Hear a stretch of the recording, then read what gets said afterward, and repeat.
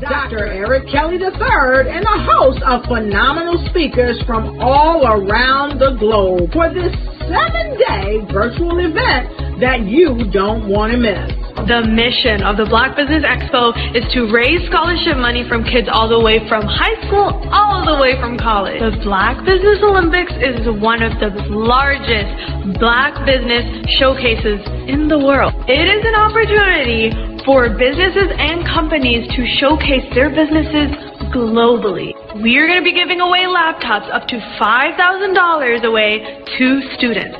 Again, I'm Olivia Appleberry, the founder of 2 Cents Finance and one of the speakers for the expo. I am so excited to see you there. For more info, go to www.blackbusinessexpousa.com or call 919-308-9090 and hope to see you there.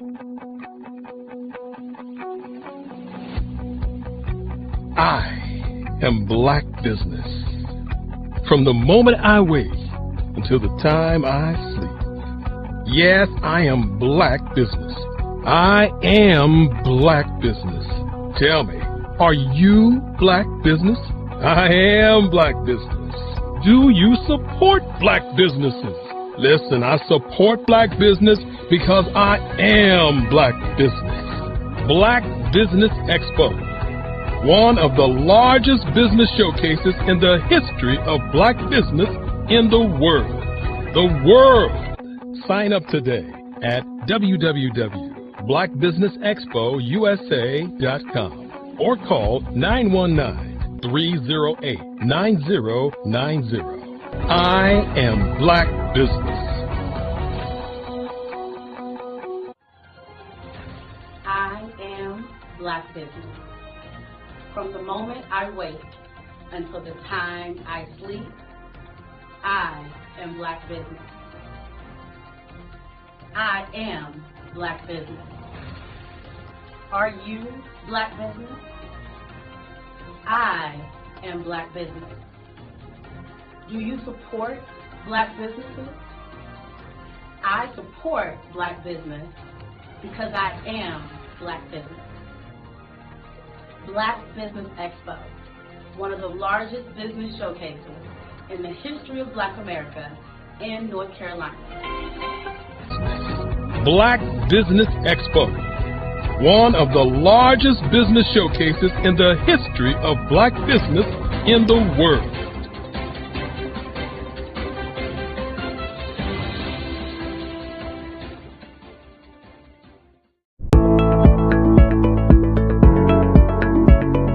Prepare for what's coming and dominate in economic winter. Stand strong and thrive by showcasing your great products and services globally through the Black Business Network and Black Business Olympics. The Black Business Network has showcased over 2,000 companies with over $7 billion in sales each year. Over 10 million attendees have viewed the rebroadcast each month. Through the Black Business Olympics, unique styles of business training and mentoring are turning students into business owners and entrepreneurial warriors who will dominate in any economy. Gain the ultimate advantage of the Black Business Olympics, 7 days of unbelievable topics and speakers speaking around the globe. Donate your time and experience to provide expertise and scholarships to students worldwide and change the world. Now, more than ever, new insights, tools, strategies, and capabilities are needed. This is your chance for a major presentation to the world. Fill out the form and join the more than 2,000 speakers who have presented to over 200 countries. Join the Black Business Network streaming live into the Metaverse, STEM City, Black Multiverse Enterprises, Hulu, Amazon, YouTube, iHeartRadio, Apple, Facebook, LinkedIn, Pod TV, IBM TV, Spotify, and Google Podcasts. Sign up today Spaces are limited, and we will see you there.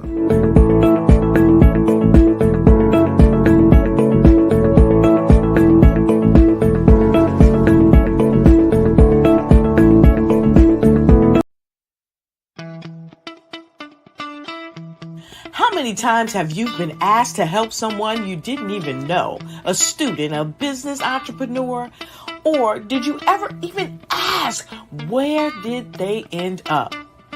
That business, that friend, that entrepreneur. Well, just maybe they ended up in a gang, bankrupt, homeless, or worse, dead. Maybe they turned to crime, drugs, and alcohol. Did you ever wonder? Did you destroy their dream, or was your life always so easy? At the Black Business Olympics, we started a movement to help students complete. Give them hope and foster success. Help them to leave their dreams of providing laptops, computers, and up to $5,000 in scholarship funds. Today, we ask you to help a student, a business owner, or an entrepreneur to realize their dream by sponsoring them, supporting them, and buying from them. Consider this. With $1.6 trillion in our Black community, we only ask for a small donation for our students, our businesses, and our entrepreneurs. And you can change a life today. So I ask you, what are you going to do? Sit on the sideline and watch our students in high school be losers, miss out on their dream from lack of resources? Or are you going to donate to the movement and change their future and yours as well? Give us a call today at 919-308-9090. Change their life by investing with action to the Black Business Olympic Fund. The Black Business Olympics, one of the largest business showcases of Black business in the history of the world.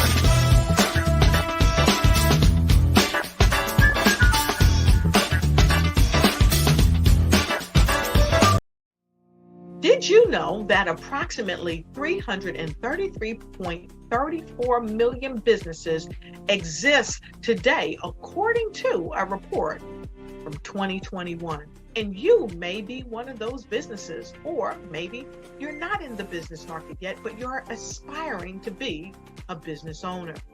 Well, guess what? You're in the right place at the right time. Because let's face it, everything is about timing and opportunity.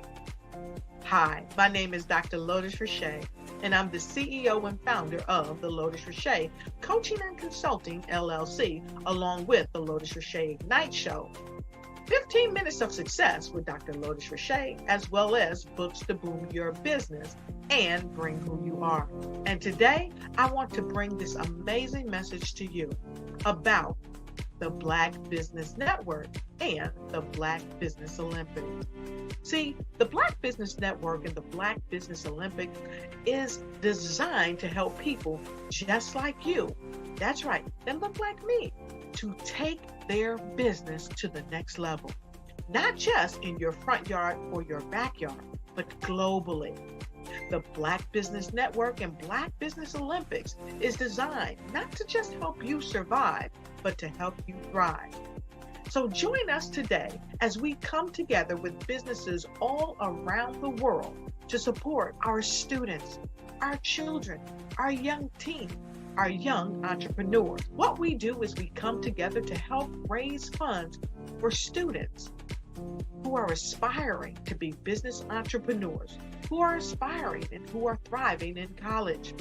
We endow them with a wonderful opportunity to gain scholarship of either a laptop or several thousands of dollars.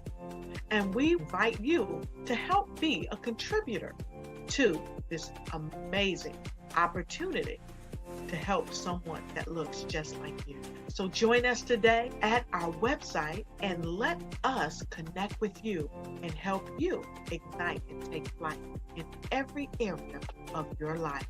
on the Black Business Network and the Black Business Olympics.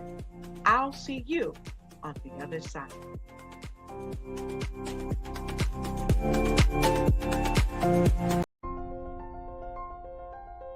What if you could build your own city? A place where every child can find nurturing people to help them achieve their full potential. A place where every adult can access job training support. Where health education is abundant. Where social justice ruled the land. A place without limitations. Welcome. You have arrived at STEM City, USA. It is what every city should be. A safe and trusted community where you find people and resources to help you become everything you are and beyond. STEM City is unlike anything you have ever experienced. It is a digital twin of the world around you, only better. STEM City is about energy and soul renewal. It is more than a digital world. You can almost feel the power of live cultural events, music, and theater. STEM City promises a better future for children with caring mentors and hands-on activities with dedicated tutors to support our youth. STEM City is your passport to a healthy lifestyle with weekly events addressing our community's many issues. STEM City is your financial well-being with helpful information on wealth management, career advancement, job training, and so much more. STEM City is the community you deserve. It is the city where your dreams can come true. STEM City USA, a place in the sky that is accessible to all who reach for the stars.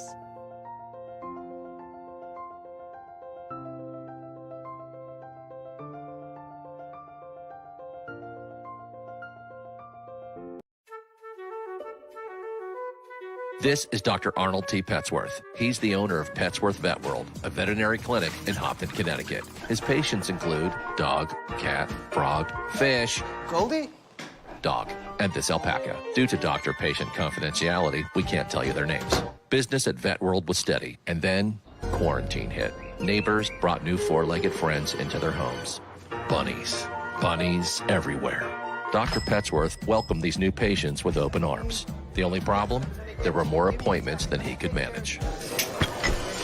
That's when Dr. Petsworth turned to his American Express business card, which offers spending potential that's built for his changing business needs. He decided to hire a new assistant, Julio, and with spending power built for business purchases, he used his card to furnish a new exam room. Together, Dr. Petsworth, Julio, and American Express Business made sure all the pets of Hopton got the love and care they deserved.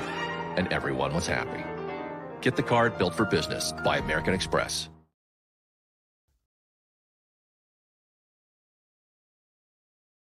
Follow the Brand TV broadcast host, Grant McGaw, as he visits with top executives and entrepreneurs to find out their secrets of success with their personal brand. Follow the Brand TV broadcast host as he focuses on brand development to build better relationships, bring value to your business, relationships, and career. You will enjoy listening to each episode that is tailored to speak to you directly. If you're looking for this type of clarity in terms of building your brand, you have tuned into the right station.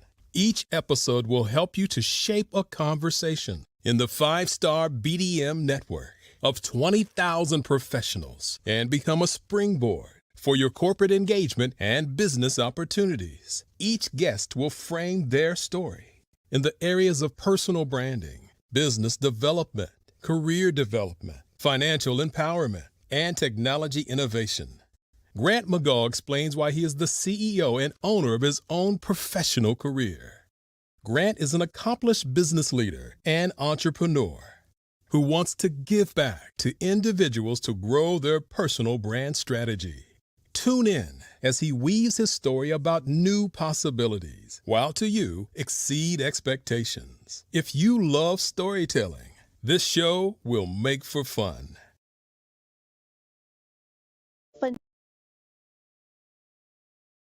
Phenomenal Tanya T. Wise, who is here from the great state of Maryland. Tanya, welcome and thank you for being with us today. Can you indulge our audience a little bit and tell them just a little bit more about who you are and what it is that you do?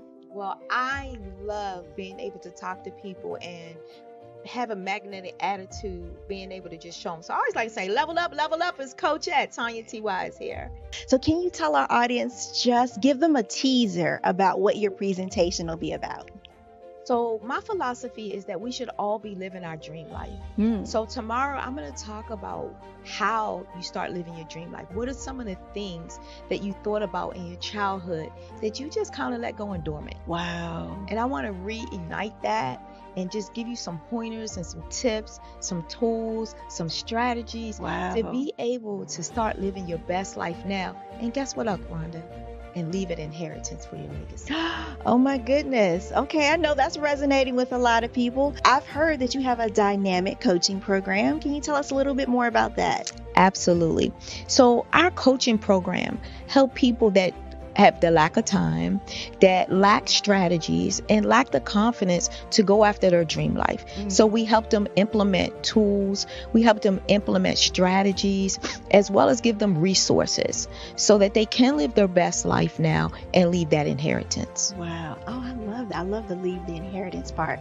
Listen, you are dropping some major nuggets, and I know a lot of what you're saying is resonating with a lot of people, but I think we're all curious. How did you even make this transition into the speaking and coaching arena? What's the story behind this? So I started out in finance, and I realized that a lot of people don't necessarily go after their dream life because of the lack of finances or the education behind finances. But it wasn't until I lost my firstborn, my only son, that life changed for me. And where I was going after it all, living the corporate life, hit my 6-figure income and living in my dream house with my dream man, driving my dream car. I nearly lost it all when I lost my son. And so I realized it only takes one financial catastrophe that can change your entire life. That's what made me start All New Beginnings. Because no matter what's going on in life, there's a new beginning. And because of that, we develop a program called Wise Minded. My little slogan is, don't just dream it, let's live it. If they want to connect with you or work with you, what is the best ways for them to be able to do that? Well, for my social media guru, you can connect with me on every single social media platform as Tanya T.Y.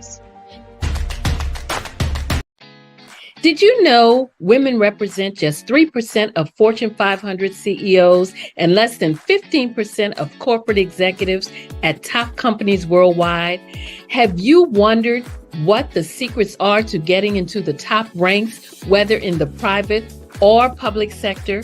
Do you want to figure out how to stop being held back in your career or passed over for promotion? Then you're in the right place. Hi, I'm Dr. Madeline Ann Lewis, President and CEO of the Executive Women's Success Institute.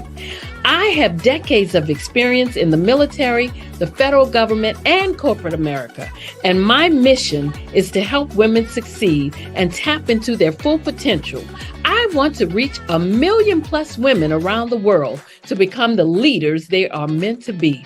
So if you want to move into a management or executive level position, or maybe you are a female veteran transitioning out of the military into business entrepreneurship, then reach out to the Executive Women's Success Institute at 301-693-3284. Let us get you on the fast track to success.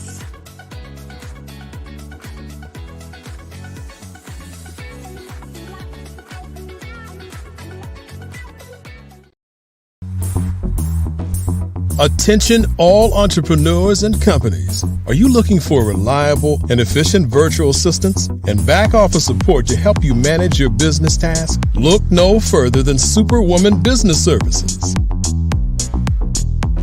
Our team of virtual assistants provides a full range of administrative support services, including operations management, social media marketing, and much more. We also offer website design services to help you create a professional online presence that reflects your unique brand. In addition to administrative support and website design, we offer business development and structuring services to help you grow your business and achieve your goals. We'll work closely with you to identify areas of improvement and develop a customized plan to help you reach your full potential. At Superwoman Business Services, we understand that running a business can be overwhelming and time-consuming. That's why we're here to help you fly high and achieve success. Our virtual assistants are highly skilled, experienced, and dedicated to providing you with the support you need to thrive. Come fly with us and take your business to new heights. Let us help you become the superhero entrepreneur you are meant to be.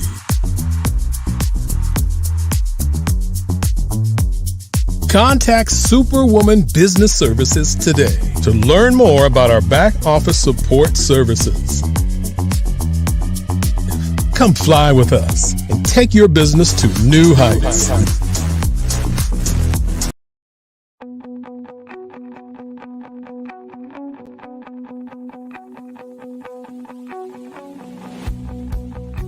I am Black business. From the moment I wake until the time I sleep. Yes, I am Black business. I am Black business. Tell me, are you Black business? I am Black business. Do you support Black businesses? Listen, I support Black business because I am Black business.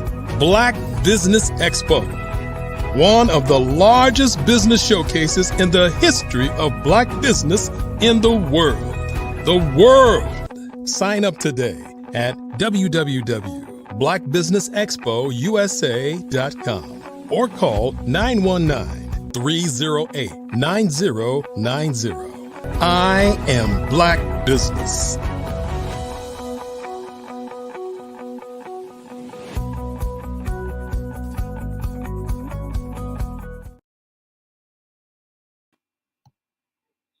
Good morning, business owners, entrepreneurs, thought leaders, and corporations, and welcome to the Black Business Network.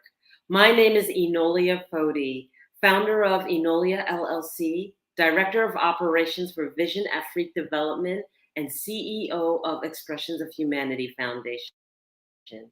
I am your moderator, your business moderator for this morning on the Black Business Network.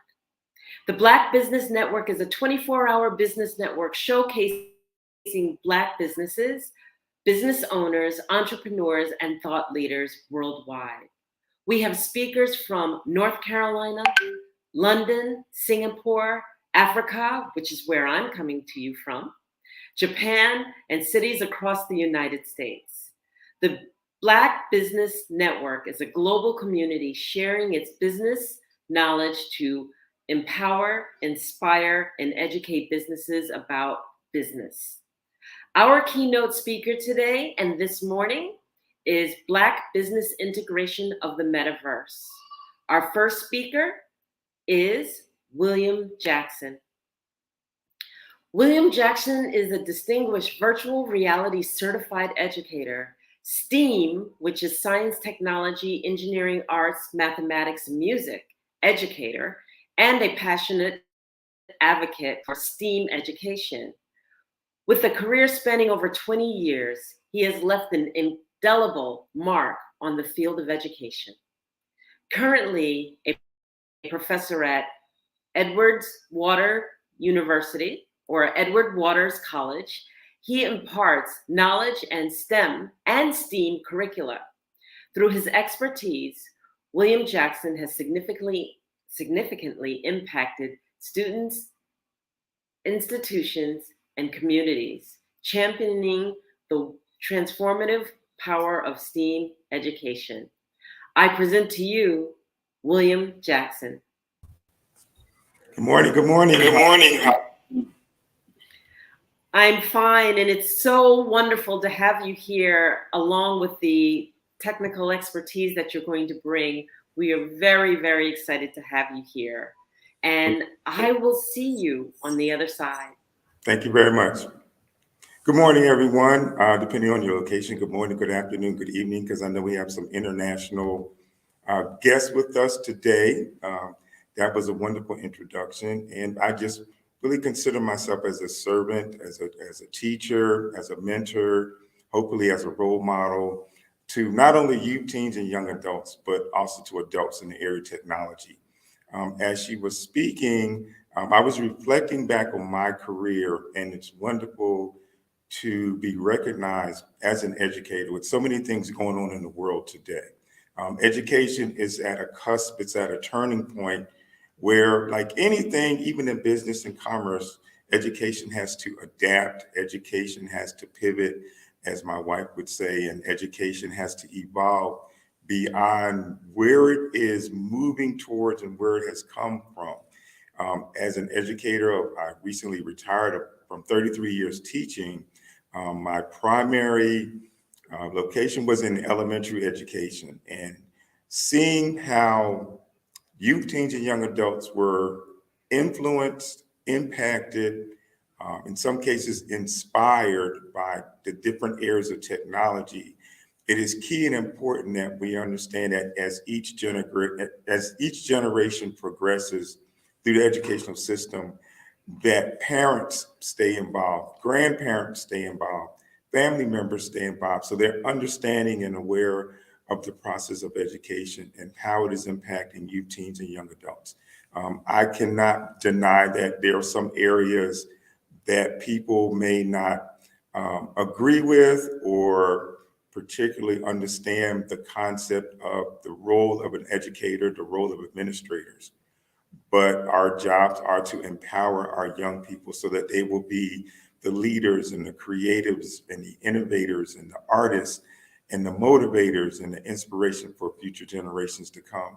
And this does play into the level of technology and the metaverse that I'm going to talk about briefly here as well.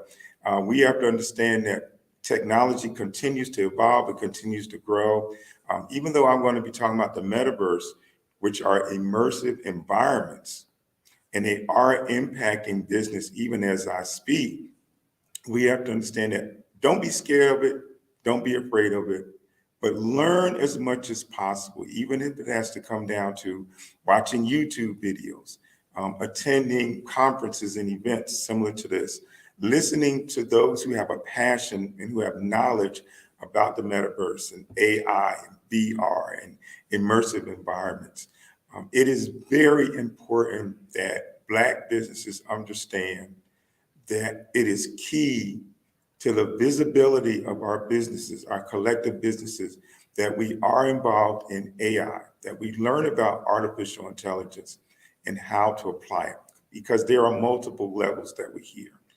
The key part is, how do you take these different levels of technology and apply it to empowering, inspiring, the visualization of your Black business to expand, not just locally where you are, not just nationally, but globally as well. We live in a global economy where business and commerce and connections and relationships are built and created and established. And even during my years as a teacher, I've been blessed with the opportunity to teach children from around the world. And one of the things that I've learned, it is very important for not just education, but in business as well, that we listen to the needs of our clients. We listen to the needs of our future employees.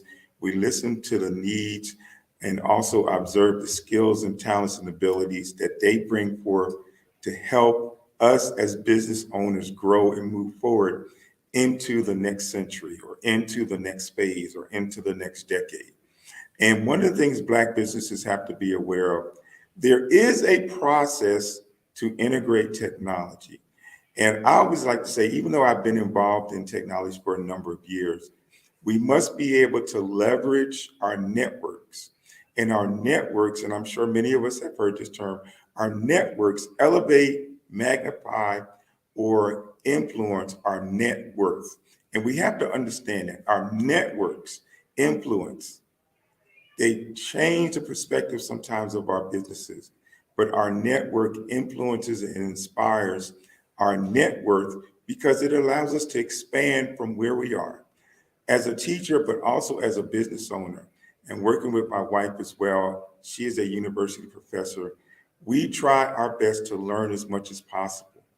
Even though there's some areas we're not familiar with, In our network, we have people that we can reach out to, that we can talk to, that we can connect with, not just where we're located in Jacksonville, Florida, but across the state, across the United States, and globally.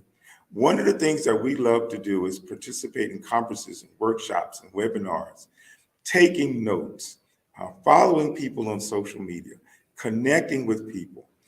We are proud to be certified virtual reality educators as well through Victory XR and Engage. Those platforms are immersive platforms where you can teach in those platforms and also have businesses. There are multiple areas to explore, to enhance your business, to learn, and to grow. Now, going back to the aspect of immersive environments, we all have heard of Facebook, who changed their name to Meta, incorporating the metaverse. Rest assured, Meta is not the only metaverse out there. There are hundreds of metaverses out there. Using the diverse technology that we have, you can access diverse areas. Now, that means you don't have to run down to your local store and buy an Oculus, buy the latest headset. A lot of what's available in the metaverse, you can use your phone, you can use a laptop, you can use a desktop, and you can use a tablet.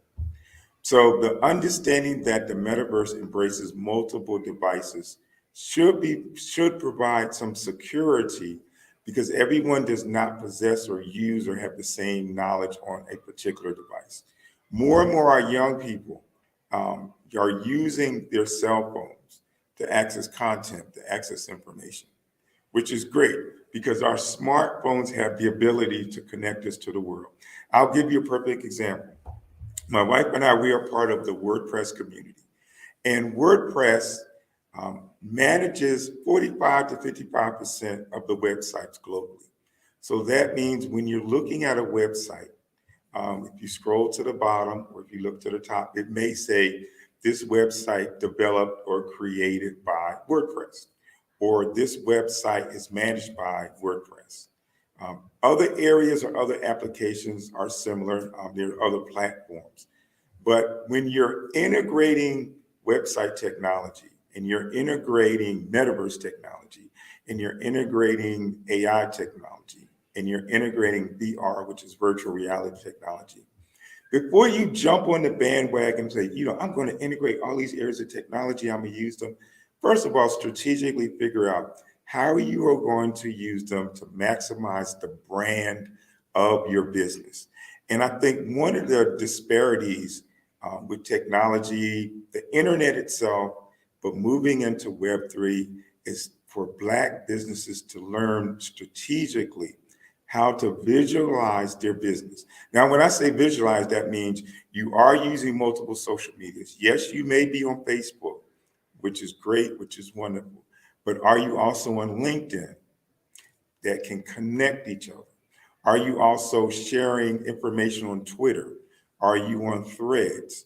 Are you using TikTok videos to maximize your visibility locally, nationally, and globally? Are you using a YouTube channel as well for your customers to see your products and services? The other area is the metaverse. Now, the metaverse is immersive technology. That means that when you go into the metaverse, you are an avatar. Neil Stephenson wrote a book, and in that book, people were avatars. And as an avatar, you are a digital representation of yourself. The book is called Snow Crash, and it's been out for several years. But it's amazing how the concept in the book can influence the growth and expansion and explosion of digital technologies like the metaverse. Learning and applying and understanding the concept of you are a Black business. Where do you want to go in the future? In 5 years, in 10 years, in 15 years, technology has the ability to assist you. And I'll say this again, technology has the ability to assist you to move in different markets, to move in different directions, to show who you are, where you are, and your products and services. Using these digital technologies, it's important that you strategically are able to do that. So that means that if you're not too sure of how to apply these different areas of technologies, check your network first. Look in your network who is learning about these technologies, who is applying these technologies. My brand is My Quest to Teach. So when you do a Google search on My Quest to Teach, you'll see the activities that I'm involved in and engaged in, not just education, but also in digital areas of business and commerce. My Quest to Teach is my vision to help as many people as I can to understand the concepts and the abilities of digital engagement to help in learning, comprehension, developing strategies as a business owner to grow, also to apply that knowledge, not just for that business growth and success, but also to give back to the community. And as a Black business, we cover so many areas, but we also must look at how do we give back to the community and support the communities that we're in. One of the things in using technology is to make these digital connections, to make the connections that build relationships. Relationships, as we know, are key. They're important, they're useful, but they also allow you to expand the visibility of your business. Now, in this day and age, as I say visibility, it's important that you're in front of people, you're talking to people, you're engaging with people, you're involved in people, maybe not just in the specifics of your business, but you're supporting community efforts. You're engaged in community efforts. People see you, they know who you are, they are associating you with your brand as well.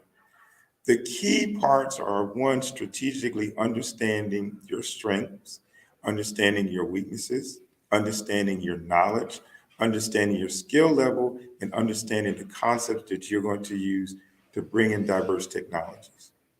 I would also like to say, don't stress, don't worry, don't fret. Learn as much as you can about artificial intelligence and how it applies to your business.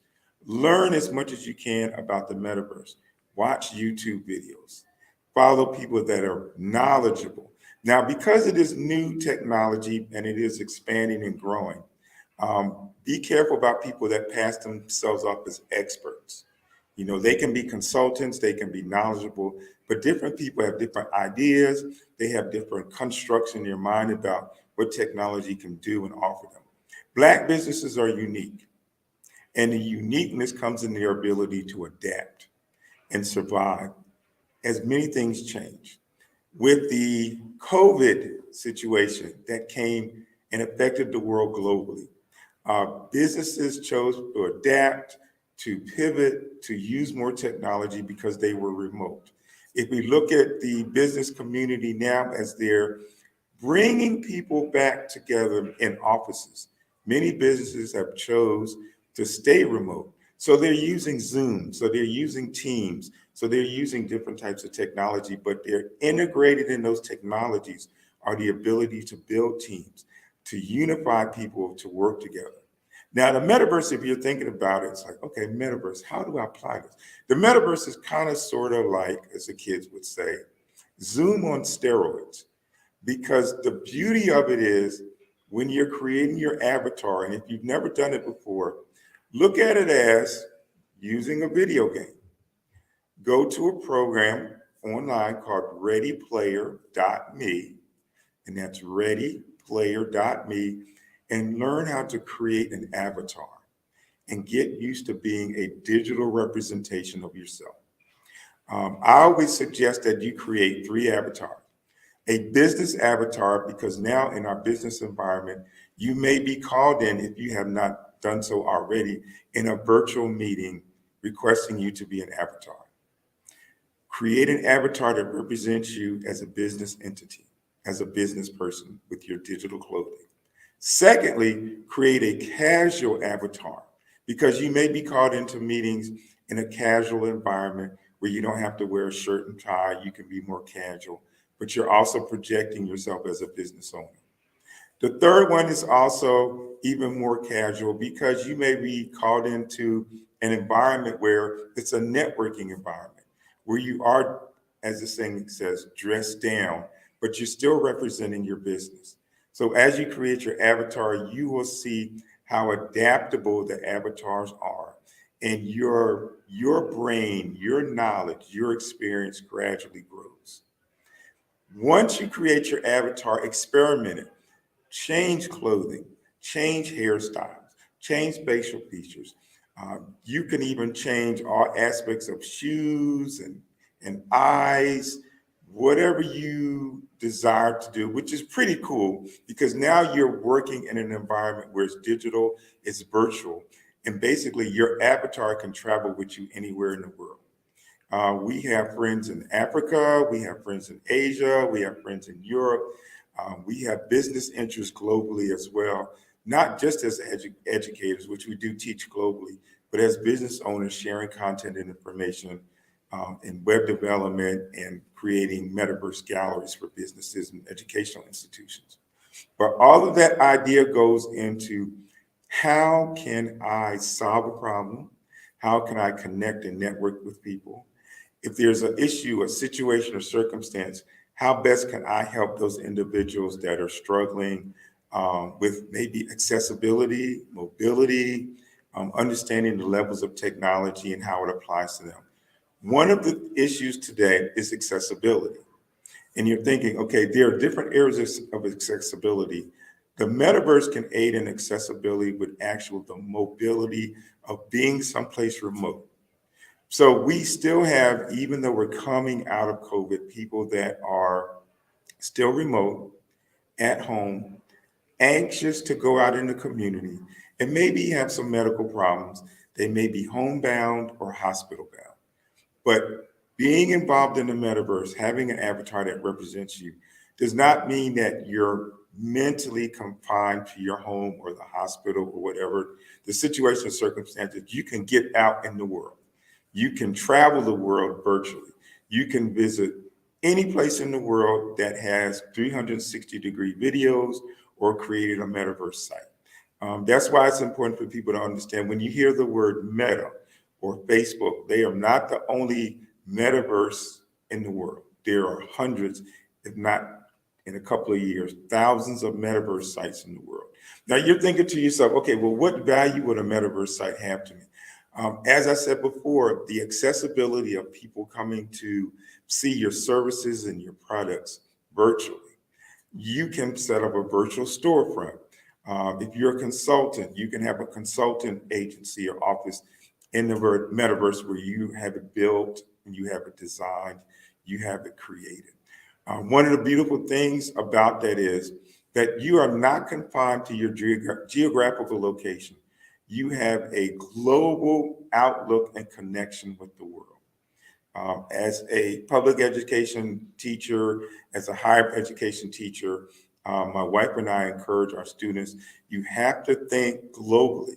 And the beauty of the Black Business Network is one of the things is that it is a global network.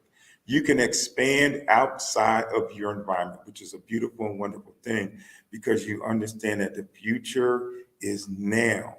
Using AI, using VR, using immersive environments allows your business to go virtual, but it allows your business to go international. The exciting aspect of it is you also learn to build or enhance the relationships that you have on a global platform.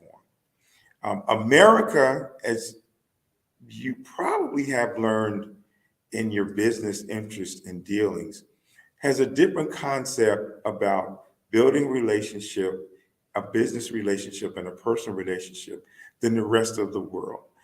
From my experience, globally, the relationships are very important and very key first because people want to know who you are. They want to know about your families. They want to know about your experience. They want to know about your knowledge, but they also want to build a relationship that just does not last a day, a week, or a month. They want to build a relationship that lasts years. Sometimes the concept of business in the United States is, and we all know, make that money, get that hustle going on. How can I get this business deal going? But sometimes, as the kids say, you have to slow your roll. You want to get your hustle on, you want to get things started, but you also must have in your mind the concept of building a relationship with potential clients, with other businesses, with collaboration and cooperation as well. There's a saying that said, in this day and age of technology, it is better to cooperate and collaborate than to compete. Because the more you can collaborate and cooperate with others, the more it expands your ability to connect globally. But also people see you, and that visual element is important. They can reach out virtually and see you and touch you and see how things are going and communicate and focus on what can we do together, not just to make money, but to improve the business environment and relationships around us. One of the things that we've learned when working with people in Africa is that it's key and important for them to not only have a successful business, but how can their business support what is going on in their community? Oh, and let me tell you that technology has expanded in multiple levels on the continent of Africa. Do not always trust the media when you're trying to gain and understand the business ideas and concepts and implementation on the continent of Africa or Central America or in Europe, because it still centers around relationships. Now, when you're in a virtual environment, even though you're an avatar, there's still that sense of community. There's still that sense of uniting. There's still that sense of collaboration. Using your brand, whatever brand that you have, you must realize that your brand represents you. And your brand sometimes goes out beyond you, even in immersive and virtual environments. When I share my brand, My Quest to Teach, it tells who I am. I am an educator, I am a teacher, but I'm also an entrepreneur. My wife's brand, Love Built Life, she is an educator, she's a teacher, she's a poet, she's an author, but we like to instill a sense of community in what we do as well. Using these opportunities on the Black Business Network, which also, by the way, if you did not know, has a metaverse site as well, using different areas of technology. So even though we're on this platform right now, and we have this week of learning and engagement and collaboration and cooperation, make sure that whatever platform you're using, whatever platform you have access to, you're reaching out to other business owners, Black business owners here on this network, because the network is key and is important to building your business beyond where you are now. There's a growing desire to create content.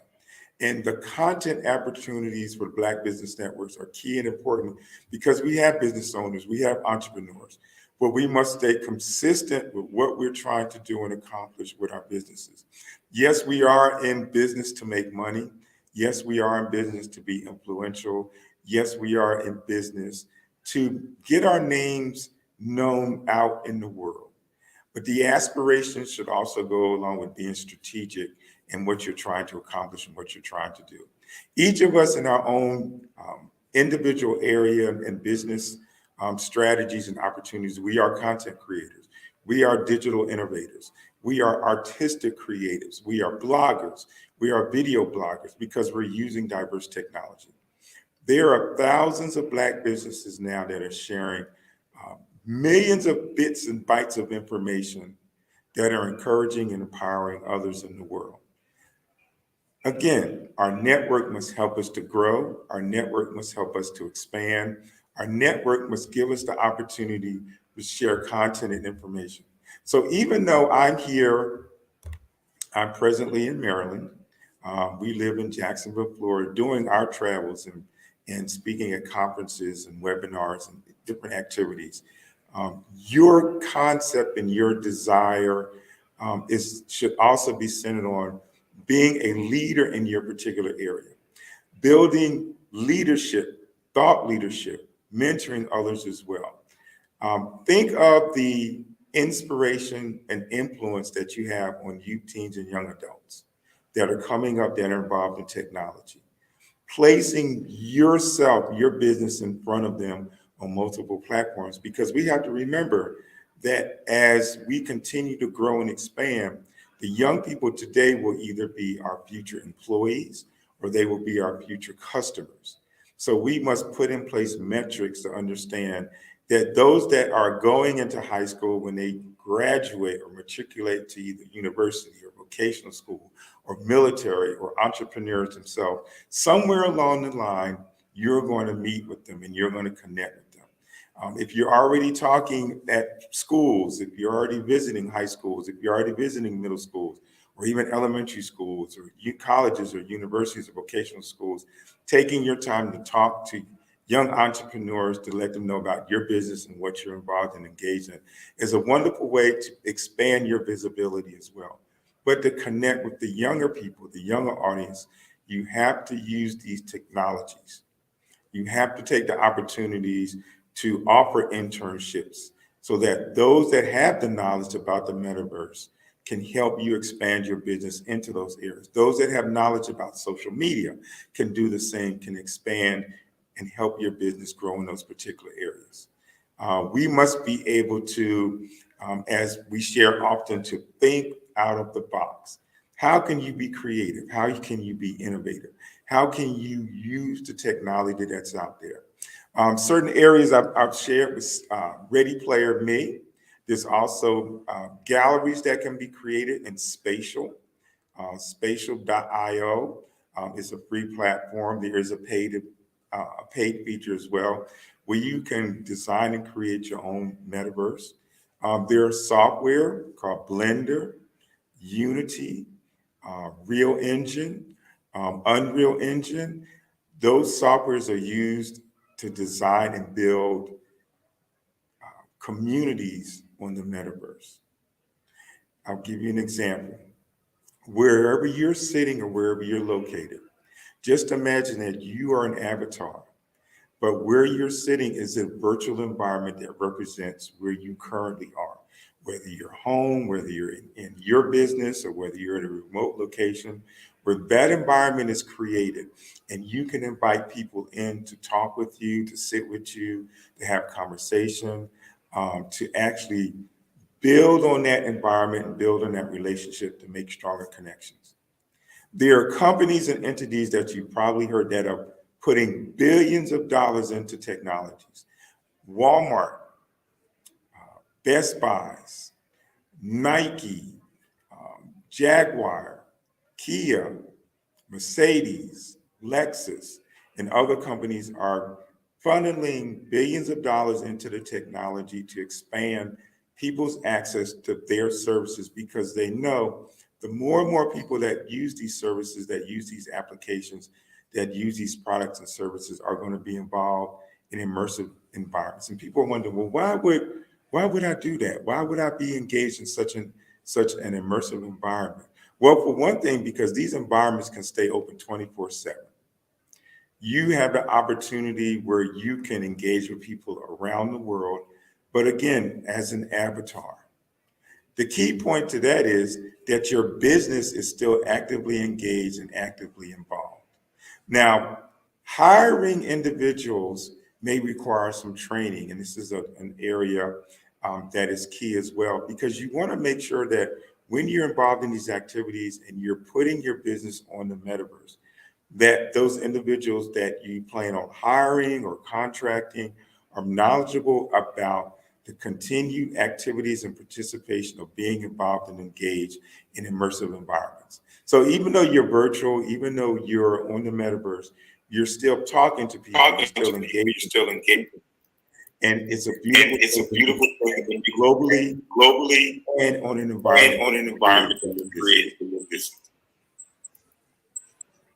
I wanted to make sure that I share that information because here is important that technology is not right. Technology is right.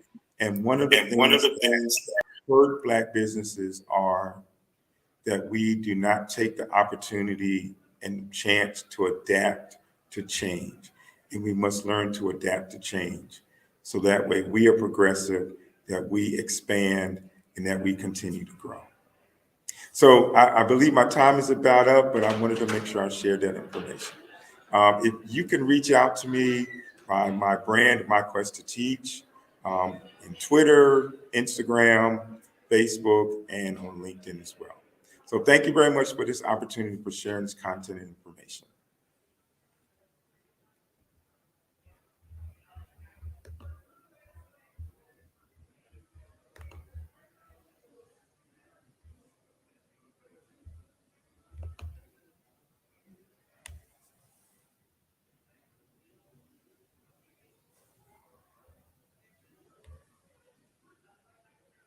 Oh, I can't hear you. Thank you so much. I want you to know that that was a phenomenal explanation of the metaverse, and it's something that we all need to learn. It's coming whether we're ready or not. So thank you so much. Thank you very much. Appreciate you. So the Black Business Expo's mission is to raise funds for high school seniors going to college or K-12 entrepreneurs. This expo is a fundraiser for students. You may go to www.blackbusinessexposusa.com to donate to the scholarship fund or use the Cash App that's on the screen below and say $BBXUSA. Our goal is to give laptops and up to $5,000 to 10 students. Students can register online at www.blackbusinessexposusa.com. Every dollar counts. So we want to remind you to donate to the scholarship fund now. We want to thank our Black Business Expo USA sponsors for August 2023. That's NC 100, Moody Capital Partners, Suede Soul, Lotus Rich Coaching and Training, Carolina, Virginia Minority Supplier Development Council, Step Management, BHS and Associates, Margie McLean Foundation Incorporated, Genius is Common, Earth Essentials, Mullane Shani Global, Executive Women's Success Institute, The Quality Coaching Company, Superwoman Business Services, Creative Force Studios, Lee Entertainment, Artistic App Design, and the Black Business Expo USA. Genius is common, and I'll see you on the other side.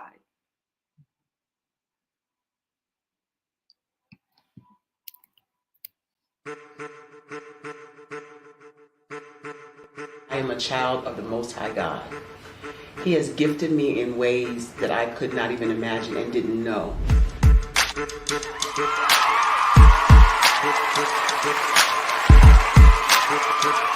There was a time when I didn't know who I was.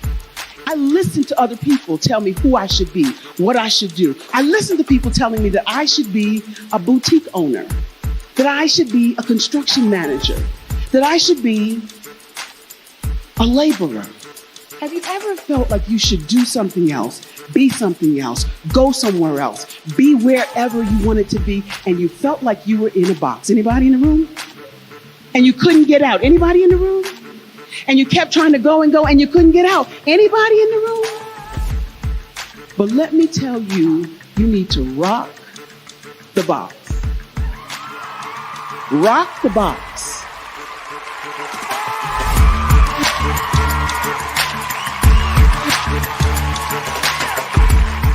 I am engaging, inspiring, and empowering.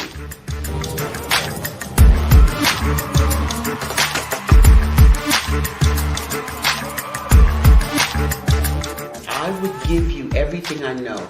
Just by touching you, if I could, by osmosis, give you every single thing I've learned, I've gone through, I know I would.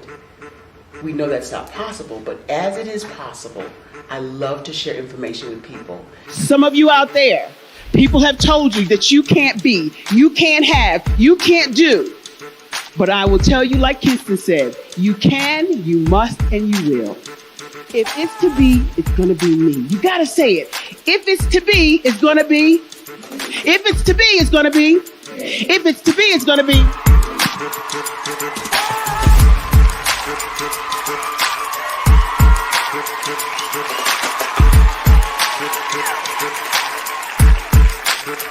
Barbara is because she believed what her mama said about her and not what other people told her. Every day you wake up, when you're in a situation, it's your choice whether it's an advantage or the disadvantage. She gained her confidence and her life, and now she is a testimony. If I can help you elevate yourself, then I feel like I'm elevating my own self as well. What you know and I know together can change the world.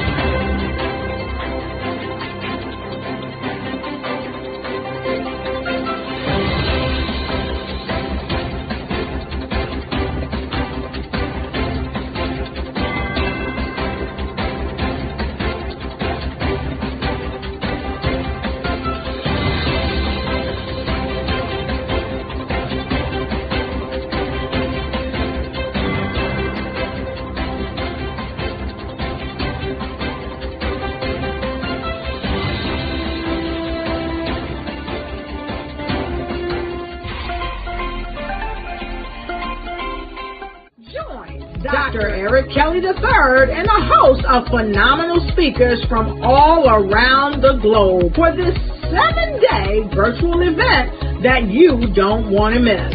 The mission of the Black Business Expo is to raise scholarship money from kids all the way from high school, all the way from college. The Black Business Olympics is one of the largest Black business showcases in the world. It is an opportunity for businesses and companies to showcase their businesses globally. We are going to be giving away laptops up to $5,000 away to students.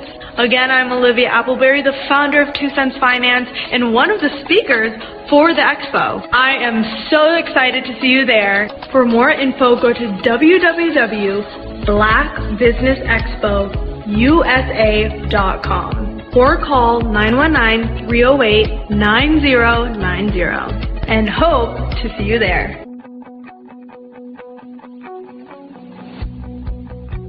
I am Black business. From the moment I wake until the time I sleep.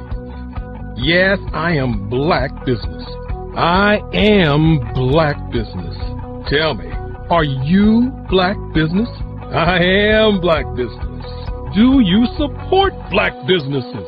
Listen, I support Black business because I am Black business. Black Business Expo, one of the largest business showcases in the history of Black business in the world. The world! Sign up today at www.blackbusinessexpousa.com or call 919-308-9090. I am Black business. I am Black business. From the moment I wake until the time I sleep, I am Black business. I am Black business. Are you Black business? I am Black business. Do you support Black businesses? I support Black business because I am Black business. Black Business Expo, one of the largest business showcases in the history of Black America in North Carolina. Black Business Expo, one of the largest business showcases in the history of Black business in the world.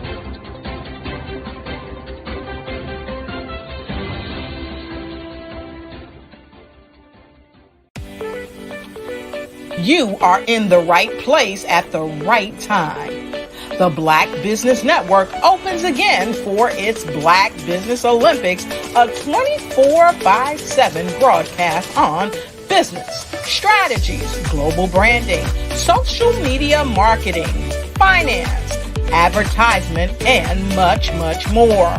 Featuring the top, most powerful entrepreneurs and speakers and thought leaders from all around the world as they gather together for this phenomenal event. Join the Black Business Network streaming live into the metaverse. STEM City USA, Black Multiverse, Pod TV, Roku, Hulu, iHeartRadio, Apple TV, YouTube, TikTok, Instagram, Google Podcasts, Facebook, LinkedIn, IBM TV, Spotify, and Twitch. Tune in today and be a part of this amazing movement. The Black Business Olympics welcomes you.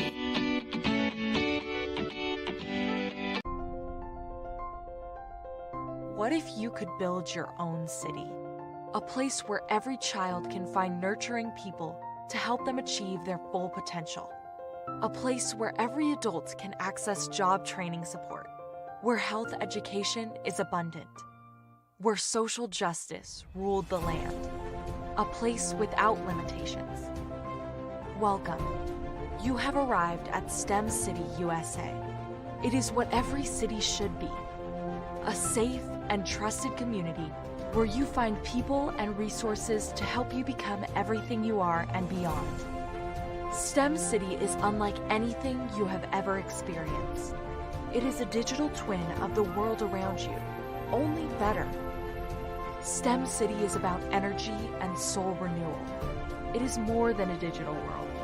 You can almost feel the power of live cultural events, music, and theater. STEM City promises a better future for children with caring mentors and hands-on activities with dedicated tutors to support our youth. STEM City is your passport to a healthy lifestyle with weekly events addressing our community's many issues. STEM City is your financial well-being with helpful information on wealth management, career advancement, job training, and so much more. STEM City is the community you deserve. It is the city where your dreams can come true. STEM City USA, a place in the sky that is accessible to all who reach for the stars.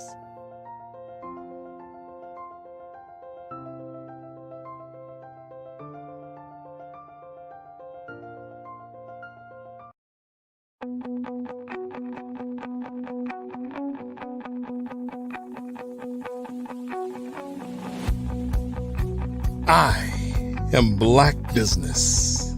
From the moment I wake until the time I sleep. Yes, I am Black business. I am Black business. Tell me, are you Black business? I am Black business. Do you support Black businesses? Listen, I support Black business because I am Black business. Black Business Expo, one of the largest business showcases in the history of Black business in the world. The world! Sign up today at www.blackbusinessexpousa.com or call 919-308-9090. I am Black business.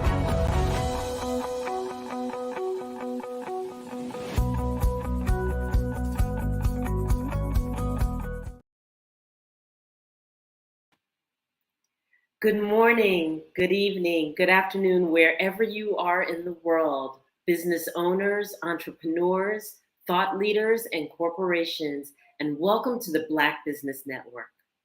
My name is Enolia Foti, founder of Enolia LLC, Director of Operations for Vision Afrique Development, and CEO of Expressions of Humanity Foundation. I am your business moderator coming to you from Angola, Africa this morning on the Black Business Network. The Black Business Network is a 24-hour business network showcasing Black businesses, Black owners, entrepreneurs, and thought leaders around the world. We have speakers from North Carolina, London, Singapore, Africa, Japan, and cities all over the United States. The Black Business Network is a global community sharing its business knowledge to empower, inspire, and educate businesses about business. This next coming up is a fireside chat. capacity building for women and minority business owners. Our next speaker is Dominic Milton, President and Chief Engagement Officer at Carolinas Virginia Minority, CEO of the Carolinas Virginia Minority Supplier Development Council, or CVMSDC.org, also known as the Council. As an intentional connector, Milton's goal is to create wealth by certifying, developing, connecting, and advocating for ethnic minority-owned businesses, MBEs. The Council serves minority business owners and corporate partners in North Carolina, South Carolina, and Virginia. As a regional affiliate of NMSDG.org, a 48-year-old nonprofit advocacy group, they are the largest certifying agency for MBEs in the USA. I present to you Dominique Milton. Good morning, Welcome, good Dominique. morning, Good morning, and thank you so thank much. you so much. We Thank have a you. background info. Thank you so much, and All right. I will see you with the genius on the other side. Genius is coming. Genius I'll is see you on the coming. I'll side. see you on the other side. So I am so excited. You know, you have an echo when you're on. Okay. I think that's better. I am so excited this morning to come back to you with another guest. Mr. Devon Henry is with us this morning. Devon, thank you so much for pivoting this morning and being with us. You know, it takes a lot to do what we do, doesn't it? Indeed it does. Good morning, Dominique. Good morning. Thank you. I can't thank you enough.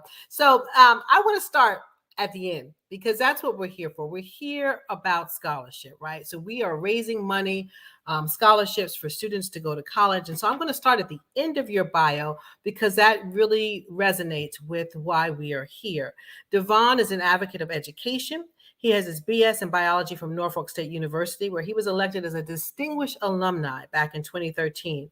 He's received executive education from various institutions, but most importantly, he is committed to giving back.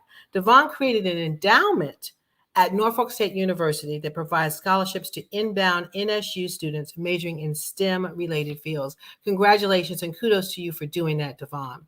A little bit more about his background. He is a successful entrepreneur managing a portfolio of companies in construction and logistics with over 20 years of experience leading and building organizations. He is currently the CEO and president of Team Henry Enterprises, LLC, a nationally recognized contracting enterprise based in Richmond, Virginia. And he is known for taking down 23 Confederate statues across the southeastern U.S. Did you take down the statue in Charleston, South Carolina, Devon? I didn't get that one. You didn't get that one? We watched that that one come down. I didn't get to watch the statues come down in Richmond, but that was a major feat. And so I want to start there because I want people to understand that as a business owner, the opportunities that we embark upon are not always going to be easy ones, right? Yeah. And sometimes we're called to do the tough work that nobody else wants to do. So let's talk about your journey. Tell me about your journey. How did you get to starting the company? And then we'll start there. Yeah. Well, that journey, in business started 17 years ago, right? Mm-hmm. In 2006, but the journey actually started well before that. And, as you've heard me speak before, and the story that I share about my influence and my inspiration for wanting to start a business and for wanting to do more than just the status quo. And that was my mother. And my mother, who had me when she was 16 years old, in a very tough environment. I saw her sacrifice so much and give up so much of herself that when she started in the workforce, if you will, because she was a young mother, she forgo the opportunity to go to college. And she started out at McDonald's saying, "Hello, welcome to McDonald's. Can I take your order? You want fries with that?" And when you fast forward, 30 plus years working her way through that corporation and folks seeing things in her that she didn't see in herself, she went from that 16, 17-year-old young lady who was trying to find a way in the world, working at McDonald's, to owning 5 McDonald's in the Richmond area. So That's tremendous. her story is one that's, that's probably ready for a lifetime show, but Right. it is, it's where my inspiration comes from and why I have this entrepreneurial spirit, of, hey, we can do things that can control our own destiny. We can make mistakes, but we learn from our mistakes. And in 2006, I was working at General Electric, and I decided, hey, I'm ready to venture out and do something, that can take that where I have an opportunity to control our destiny and the wealth that we want to generationally be able to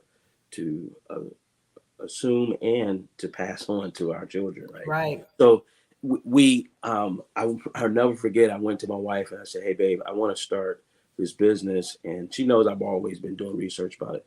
And she was like, oh, you're serious about this time? And I was like, yeah, I had already went to the SBA. I had already, came up with, here's how much it's going to cost.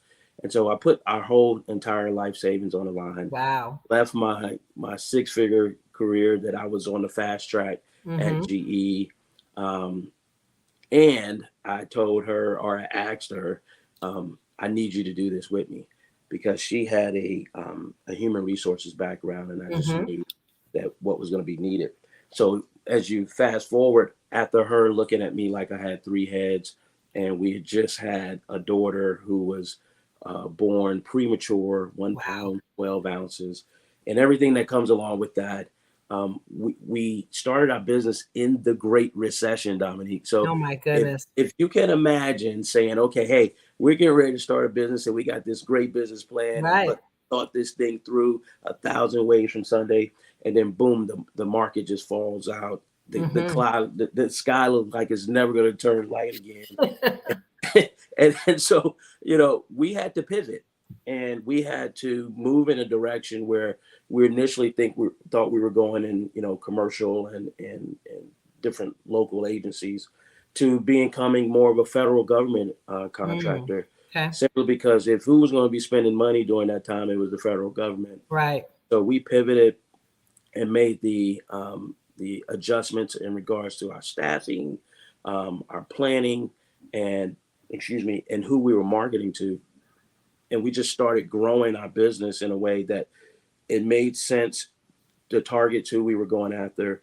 And then as we started progressing throughout the federal government, and I tell you, Dominic, we've worked for probably every single agency, from the Army Corps of Engineers to the Navy to FEMA to Park Service.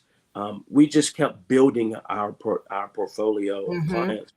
And as we started growing, we said, hey, let's not be so focused on the federal government. And then we started taking our talents into the commercial. Because you have to diversify for security. You have to. And I tell you, one of the big moments when we found that out was when, every year there's a budget conversation with Congress and the president. They're at odds about, what needs to be in the budget, what not. And then there's, they don't reach a budget. And we found out we wasn't going to get paid. That's right.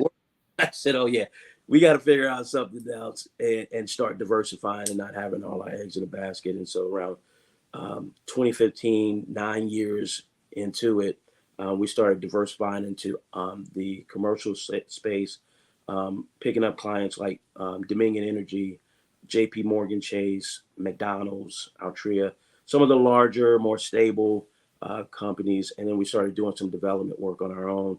But that kind of, I can be on this show all day talking about. I know you can. Journey, because everybody sees where we are today, but they see the glory, but they don't understand the story, and that's just so much that comes along with it. But that's where we are today, and it took a lot of risk taking and just really being strategic about our approach.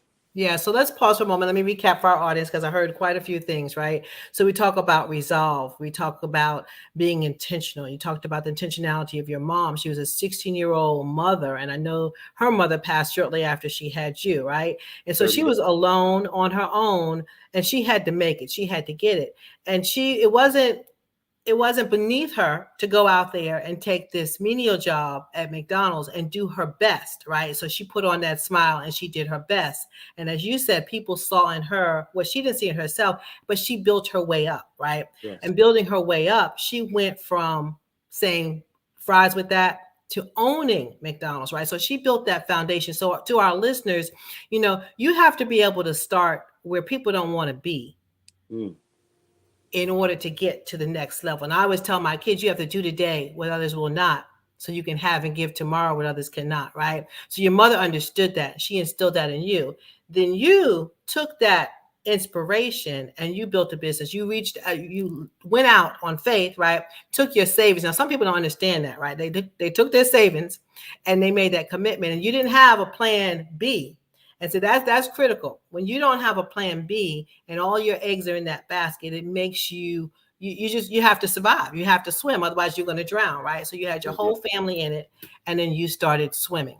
So now let's fast forward to what we're talking about in terms of diversification, because when I was in MBE, we went from 0 to 20 million in a very short period of time. But we had this one customer that was a majority customer for us. And when that customer pulled out, that was it, right? We started to sink and there was no life raft there for us, right? And so, we had to learn very quickly that you have to diversify your customer base. That's part of scaling. And we're talking about scaling today because we want all of our business owners to understand that it's one thing to have a business, but then it's something else to grow a business, right? It's one thing to have money in the bank, but then do you have cash flow, right? What happens when that money goes away? So what you're talking about is you had to go out and you had to get new customers to be able to sustain your business and diversify, so that the government lockdown, okay, or Altria shut down, you had opportunities in other areas. Talk about setbacks. As you were going through that. Where did you see, you hit this door and you're like, how did I get to this door? And how am I going to get through this door? Tell me about a story that with a setback. Man, let me pick one. But first you touched on something that was pretty significant, and you talked about how you grew from 0 to 20 million, right? The difficult part, as you become an entrepreneur, it's not making $1 million, right? It's continuously having to make $1 million. And it is to make $1.5 million, and it is to make it's that pressure that you have in order to scale your business. And everyone will tell you, hey, you can grow too fast. And you're like, there's no way I can grow too fast. No, that's true. I'm just going to keep on keeping on. And it becomes a point where the cash flow, if you're not managing that in a manner in which, the way that you're growing, it doesn't line up with how you're spending and how you're receiving your dollars. It has a significant impact on your business and how you're able to conduct your business. One of the things I thought that was very key, and I thank the CVMSDC for that, is us taking the time to invest in ourselves. Right. And not just working in the business, but working on your business, right? That's exactly where I was going next. Yes, go there. and I'll tell you why is because one of the biggest, I'm a very loyal person, right? And I believe in giving folks multiple opportunities to help and to develop. But what you quickly realize is that what got you there is not going to take you to where you're trying to ultimately go sometimes, That's right? right. And that includes people, right? And when you're growing a business and that you have folks that are, hey, this is how I do things, and this is the only way that I'm going to do things. You have to make difficult decisions around, hey, everybody that came with you can't go with you to that next stage. And it is so tough. And especially for many of us in the Black community, right? Because we always want to do, it's in our DNA to want to help, right? It's in our DNA to not give up on each other. And, it just became a time where we had to sit down and look at our growth plan look at the resources that we had in play that were with regards to who's on the bus, right? Right. And what seat are they sitting in?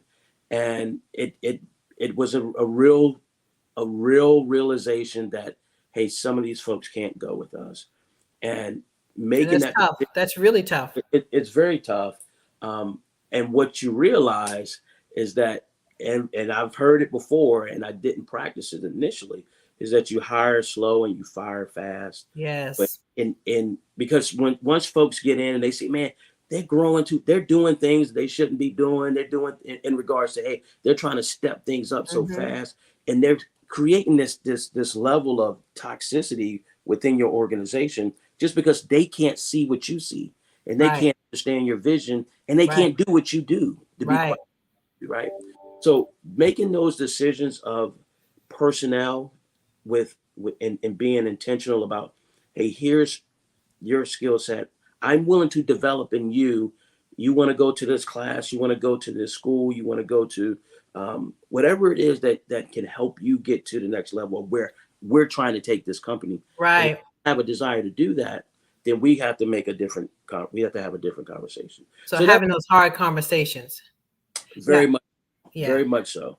And I like it too. Go ahead. I'm sorry. No, I'm just saying it's continuous, right? It's continuous. You get to 20 million, and then folks that were really good in that space, they can't do 50 million. Right.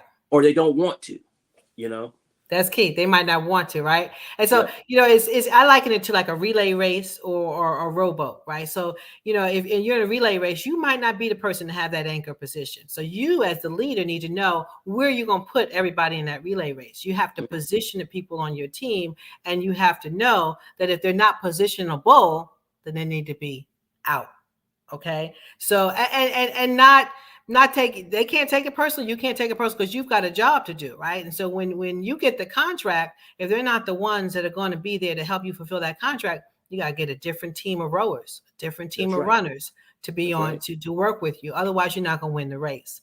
So I want to go back to working on your business because we stress that immensely. We do 4 things at CVM SDC. We certify business owners, but I always say, once you get certified, you put that in your back pocket. Nobody wants to hear Devon calling up saying, hey, I'm a certified minority business and I'm looking for contracts. They could care less, right? They can see who you are, but they want to know what value you bring to the table and how you're going to help them save money. So certification is critical, but you put in your back pocket. But then we develop and connect you. Development to me is the most important thing, because if you're not supply chain ready, then forget about it. You can have the best business idea in the world, but if you're not ready, and you have gone to several of our developmental programs and you've taken time, you shut your business down, or either you had somebody else running the business, maybe your wife was running the business, you shut it down probably to be able to work on your business so that you can catapult to the next level. Most people are caught up in just the day-to-day running the business. I don't have time to shut down.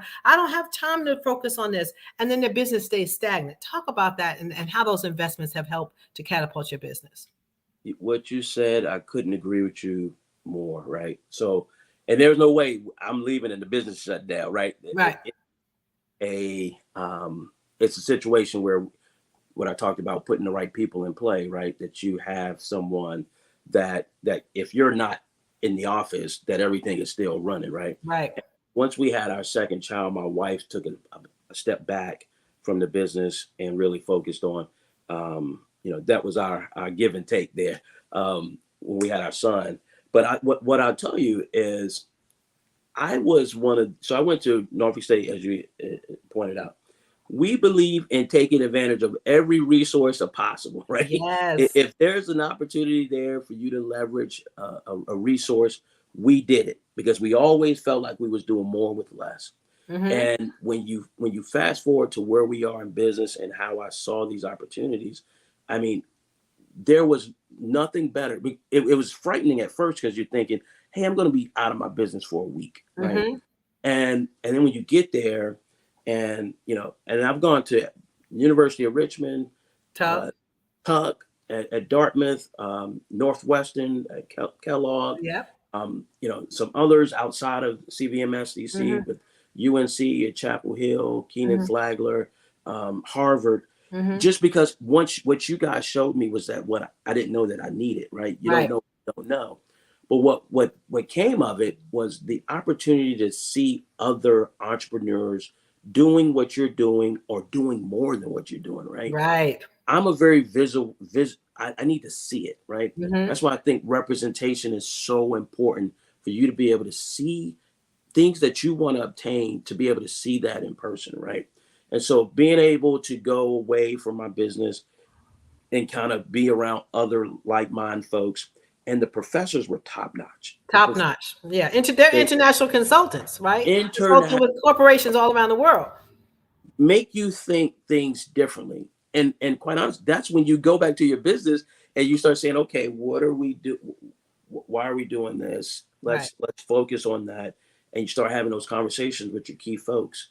And the investment, I always say investment, right? The investment that you made into your business by going away for however long you went away, it should pay off tenfold. Right. It should pay off tenfold because the information, the just the knowledge base that you have, and the ability to pick up a phone now to folks that were in your class, or even the professors. I keep up with some of my professors today, and they will allow you to pick their brain.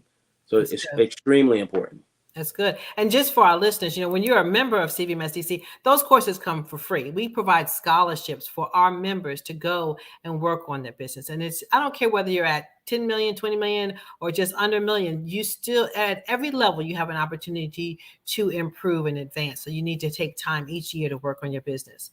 So let's talk. Yes. Let me just point out one thing really quick to that point, because it was there. We were at Tuck. And we go into the class, and there are some really big hitters in there, and there's some guys that that your size, and you're like, okay.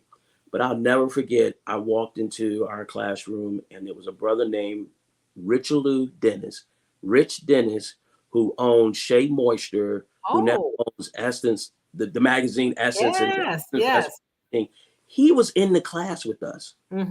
So to your point, that tells you can never feel like you just got it all figured out. There's always room to grow. And at that point, I said, if this brother is taking the time to come to this class, I know I can do this. And I've been doing it once a week, every year in my business. Good for you. Good. The gentleman from Black Enterprise was in my class, right? So, and when I went, our business was at this pivotal 5-year point. Most businesses at 5 years, you're going to either sink or swim. And we were like, okay, how do we turn the corner? So the course helped us to learn how to turn the corner and go to the next level and position ourselves for the future. So folks, don't take lightly of this. Okay. So we talked about certification. We talked about development, now connection. Now you said something that was really important. And I don't want our listeners to miss that. You said at your university, you took advantage of everything, right? Because you needed to make sure you tapped in. That to me was my favorite word. You heard my favorite word at the conference, intentionality, right? Yeah. We as Black folks are not intentional enough. We're not intentional enough with where we spend our money, where we save our money, and how we connect with each other. If I know there's an opportunity for Devon Henry, I'm going to pick up the phone and I'm going to say, Devon, you need to check this out, right? If you know what I need or what somebody else needs, in the back of your mind, you should be able to sell that person when they're not even in the room and work at connecting folks.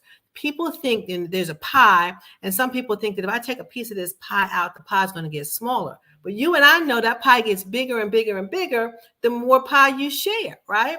So we need to talk about, how you've been intentional, how you've helped other people along the way. You have that scholarship for students. There's still too many first-generation college students out there, folks whose family have not gone to college, right? And so they need that help. They don't have people advocating for them. They don't understand what they don't know. Talk about intentionality. What does that mean to you? Man, I love that word. And sometimes it gets used too freely, right? And folks talk like, yeah, we're being intentional. I've seen some very, very, very great examples of folks being intentional because they said, this is what we want to do and this is how we're going to get there. But, when you touched on Norfolk State University, and, I'm a huge proponent of HBCUs. I chair the board now at Norfolk State University because it means so much for me to see and to sow and to pour into a university that meant so much to me, but also into these students, right? First generation students you talk about students who are coming that are 60 to 70% of our population is Pell Grant eligible. 90% are on financial aid. So there's a certain profile of student that comes to Norfolk State, and I wanted to do my part, right? Everybody has their part, and I give every year to Norfolk State University, and I have an endowment that has grown over 6 figures because I'm intentional, right? Right. And I've given scholarships every year, but I also, here's the other key, I give stipends every year to those Team Henry scholars, right? So every year they get $3,000 Nice scholarship, because it's also those things that happen throughout the year, and you being intentional about wanting to say, I want to help, but where the roadblocks are because you were there, right? Right. When you're trying to get a book or you need, whatever it is. Whatever, yeah. So, that is very important to me and my family. Equally as important is how do we help other MBEs and other SWAM and small businesses come up in this industry that can be somewhat cutthroat at times, right?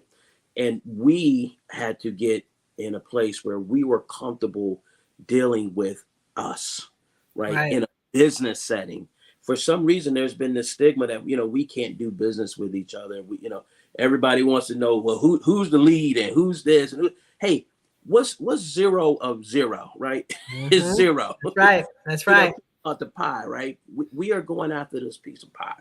And I'll share with you an example. There was a very large airport project that was going on, and because it had federal funds, there were some requirements that it needed to be met around disadvantaged businesses, DBE firms that were included. So what we did, we said, hey, let's form a consortium. Let's bring together a bunch of 6 to 7 DBE firms that have capacity, that's willing to work, and we will be the point and share with the contractor, hey, here's what you'll be able to get if you deal with this consortium. And just the thought of folks coming together and doing something that was bigger than themselves, number one, was already a win. But 2, the contractor saying, oh wow. So I can deal with just one entity that is going to be able to get me participation amongst, not just this scope of work, but this scope of work, this scope of work, and this scope of work. And it allowed for us to grow together and really do some special things. So from a collaboration standpoint and an ability to say, hey, we're going to be intentional about how we support each other, how we work together, and how we show up. Right? Yes. And how we show up, Dominique. Yeah. So that you must have gotten some notes, because that takes me right into my next point, is how we show up, right? So every time Devon Henry shows up, you bring your A game. Every time your mom showed up, she brought that smile. She brought her A game, right? Yeah. You got people showing up, not bringing their A game and expecting more than what they deserve, right? So talk about always bringing your A game. And I want to couple that with volunteering, okay? Because some people think, I'm worth X. I'm not going to volunteer. You've spoken all over the world. You've spoken on every news station, right? And I said, Devon, can you come and be my keynote speaker, right? And you said, okay, I'm going to come. I'm a volunteer, and I'm going to do that because you all have been good to us, but I just want you to give back to my foundation, right? So you could have asked for $20,000, $30,000 for a speaking engagement, right? You said, yeah. Yes. Yes, okay, but you didn't, okay? So you saw a need and you volunteered. I had a gentleman who volunteered to do lunches for the airport. Nobody else wanted to take this lunch gig. He took it. Fast forward, he ended up getting the whole contract for food service for that airport because of that one gig that he did, right? So talk about your A game and talk about the importance of volunteering. And I call it volunteering as your marketing edge, right? So that's your marketing investment for the year. I touched on something similar in our discussion at the conference. And, you have to perfect your craft, right? Yes. You have to invest in your craft, as we've already talked about. The way you bring your A game is feeling confident and knowing that you are totally prepared, right? Right. I've gone into meetings, and being honest for your viewers, that I did not bring my A game because I didn't have it all, right? I wasn't prepared, and I can admit that, right? Okay. But you have to be able to admit those things and understand when you did not bring your A game, and you still expect something to come from that. No, it doesn't work that way. What I've learned is perfecting your craft, and even to the point, Dominique, I used to be in the mirror talking, right? Yes. Make sure you say that, give this and then it just became natural because you're talking about you're talking about your business. And it became hey, I can go in any room and talk about Team Henry Enterprises, right? And I got to do it in a manner that you like me, right? You feel my authenticity because I'm going to show up as Devon every time, right? And that sneakers is it's a nice shirt and it's a nice pair of pants, but that is just what I feel comfortable in. And what I've grown to over time is understanding and learning that it's not a cookie cutter thing, right? It's not what Dominique wants is the same thing that Andrea wants, and what Altria wants is not the same thing as Dominion wants. You have to go in there prepared and understand how do you present value. Value. And as I learned, and as I, just grew in this space, I learned that it was just so much more than just the business side. There's this volunteer component, right? That once you've gotten to a certain place, or as you're building yourself and your company up to a certain space, you have to pay some things forward, right? Yes, you do. There is no way, Dominique, I could have told you no after all that CVMS DC has done for me, right? My family, and my business. There was no way. The pay it forward and the volunteerism it's just a part of the fabric, right? It's you're building this ecosystem of you have your business, you have your folks that you're trying to obtain business from, but there's also folks that you're trying to help, right? There's also that need help. And I've never forgotten that, and I know it's because of how I saw my mother do things. But the way you show up, you have to be consistent. Yeah, that's so true. And you said one thing that's critical. You said there's been times when you didn't show up with your A game. When you said that, I thought, there's been a few times when I didn't show up with my A game. One time in particular, I showed up for an interview. I didn't even know what I was interviewing for. Somebody just told me, I want you to be here at this place and I want you to do X, Y, and Z. And I did.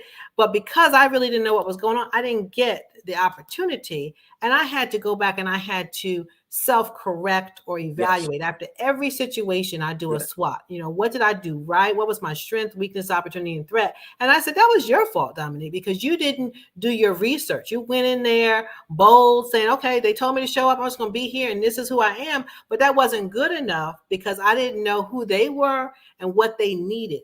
And for our business owners, when you're going to a corporation to provide a service, Devon needs to understand and do his research to find out, what does this company need? What are they lacking? Or what went wrong on the last job that I can correct and really help them to want to hire me? Because they can hire there's 10 different people in line to be hired and everybody can do the job, right? But they need to connect with you and say, well, if Devon does it, he's going to do it this way and he can save me X, or he's going to bring this team this. There's a difference in what you bring to the table, right? And that's the part of when you connect, you have to connect properly. Yes. And build relationships, right? Oh, we're going to go there. Because they start at events like the conference, like BOC. Yes. They start at, places that they don't necessarily have to be in an office, right? Right. They start in other places where they give you the benefit of the doubt for you to have that conversation. For you to say, hey, tell me a little bit more. Where did we miss the mark? Right. Yeah. And being able to have that conversation, build those relationships that they're willing to share that candor and have that candor with you. That's part of the growth process. Yeah. Well, let's get ready to end there on relationships because people don't understand the importance of relationships, right? And I tell people, like, you have your barber's phone number in your phone, you need to have your banker's phone number in your phone, and you need to build relationships with people and understand that it's an equation. You're not just taking, you're giving and taking, you're giving, and don't be ashamed to ask, right? But you have to have a deep enough relationship where that exists. And a lot of people just don't understand the importance. They want to go, like, let's just say you go to a conference, right? And you want to talk to 50 people. You're going to leave and you're not going to know those 50 people and they're not going to know you. I'd rather spend time talking to 2 people and going really, really deep with those 2 people. And when I leave, they're in my phone. I have a picture of them in my phone. They got a picture of me. I know their birth date, and when I need them, I can call them. I'm texting you at 7 a.m. this morning, right? So you need to talk about I'm like, I hope his wife doesn't say, who's calling him at 7 a.m. this morning? But it was 6:43, but it's okay. Okay. Talk about how relationships have helped you to grow your business. Yeah, I tell my daughter who's in college now and my son and anybody that listen, relationships are the greatest currency, Yes, in life, right? Yes. Not just in business, but when you think like my daughter was scared to ask a teacher, for a recommendation. And I said, well, what kind of relationship do you have with her? She said, well, I don't really. I said, see, that's why I try to tell you, build relationships, because even if you came to her at the last minute for a recommendation, she's going to do it because there's a relationship there. So even if you call me at 6:43 a.m. this morning, right, because of our relationship, I'm going to say, you know what, Dominique, it's all good. Right. But building these things that folks are willing to do for you, right, and you're willing to do for them, it's not transactional. Right. That transactional thing does not work. There's a time and a place for it, and it's usually at a cash register. But when you're talking about business and you're talking about friendships and you're talking about building something that's going to last, relationship building is the greatest currency. And I can tell you, it was because of a relationship that I created at Altria, and as I shared with you, that we were able to get this very significant contract. But it took 7 years. It took 7 years, Dominique, to build this relationship to the point where they felt comfortable doing work with us in this manner, to be their only Black managing partner of a public warehouse in the history of their organization. It took 7 years, and I'm okay with that. Yeah, you got to be okay with that, okay? Because it took me 7 years to get one of my clients, right? And I know people who have bid on contracts and they didn't get it, and call the person up and says, I thought you were looking for a minority contractor. What happened? Well, no, they weren't looking for a minority contractor. They were looking for a contractor to bring value, right? Hello. You didn't get it. So now what are you going to do? How are you going to self-correct? How are you going to go back and figure out what you did wrong or what was missing from that bid and be ready for the next time the bid comes? So it took you 7 years and you were already extremely successful business person. You're wondering, like, I'm already good. Why is it taking them so long to realize I'm good and can hire me, right? But you stayed in there, you stayed the game, and now you have a multi-million-dollar, multi-year contract with one of the largest companies in Virginia, in the world, right? And when she called you, you're like, oh yes, I'll be there. Right? So it's that you built that relationship, but you also knew how to stay for the length of what it took to get that business, and you kept showing up ready, right? So for our listeners, we're gonna go from the end to the beginning. Okay, you show up ready. Yes. You build relationships. Yeah. You must be intentional in all that you do, where you spend your money, where you save your money, who you spend your time with. You must invest in your business by working on your business and not just in your business. Okay. You got to take time to shut down or either give the reins to somebody else so that they can help. You can go and get the help that you need. Okay. And then you cannot be afraid to ask for help, right? Because you built those strong relationships. And you have to show up with that smile, be ready at all times. Even when there's nothing to be ready for, you have to be ready at all times. So Devon, I thank you. I thank you for being here today. I thank you for pivoting, for answering my call. We'll be laughing about this for a while, but but I appreciate you greatly. To Enola, come on back, Enola. I'm right here. What a you. wonderful conversation. Thank you so much. And the insight is perfection, because exactly what you're talking about. You have to be there with your A game. I so agree. All right. Well, Devon, thank you for being here today. That's a wrap. We are Genius is Common. Genius is Common. So I'd like to share with you about the Black Business Network's scholarship. The Black Business Expo's mission to raise funds for high school seniors going to college or K through 12 entrepreneurs. This expo is a fundraiser for students. You may go to www.blackbusinessexpousa.com to donate to the scholarship fund and use the Cash App that's on the screen below and say $BBX USA. Our goal is to give laptops and up to $5,000 to 10 students. Students can register online at www.blackbusinessexpousa.com. Every dollar counts. So we want to remind you to donate to the scholarship fund. We want to thank our Black Business Expo USA sponsors for August 2023.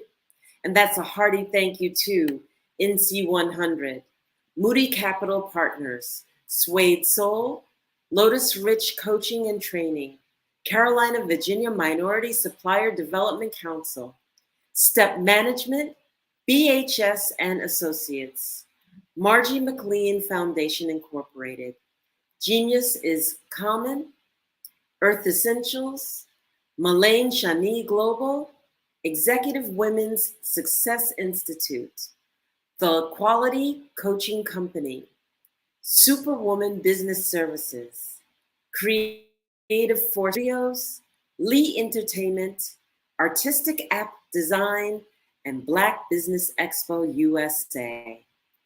Genius is common, and I will see you on the other side.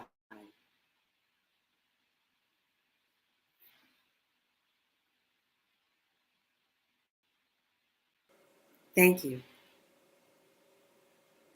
My name is Chef Ashbel McElveen. I'm a culinary historian, a master chef internationally. I've cooked for presidents, potentates, stars, and gangbangers. They're all welcome at my table. I am also the CEO of ashbels.com, offering a line of smoked meats and seafood, and the only company in America that makes jerk chicken available on the internet. I'm also the founder of the James Hemings Society. James Hemings was the first American trained as a chef, and for over 225 years, he's been enslaved to the myth that Thomas Jefferson was America's founding foodie, when in fact, it was James Hemings who actually brought global iconic dishes to America, like macaroni and cheese, firm ice cream, whipped cream, meringues, and creme brulee. But he also introduced the uses of olive oils and mustards and the making of gravies. He created a special fusion of French cooking at the time, which was half Virginian, Southern, and half fine French cooking. He's affected the global food culture because these dishes like macaroni and cheese and French fries are now iconic dishes. And they came from a slave kitchen at Monticello. I was born in South Carolina into a family that thought good food was a birthright. And I am proud that I went to schools segregated by law, because it was those dedicated Black teachers who actually prepared me for the world, taught me how to be, and they recognized and encouraged my common genius.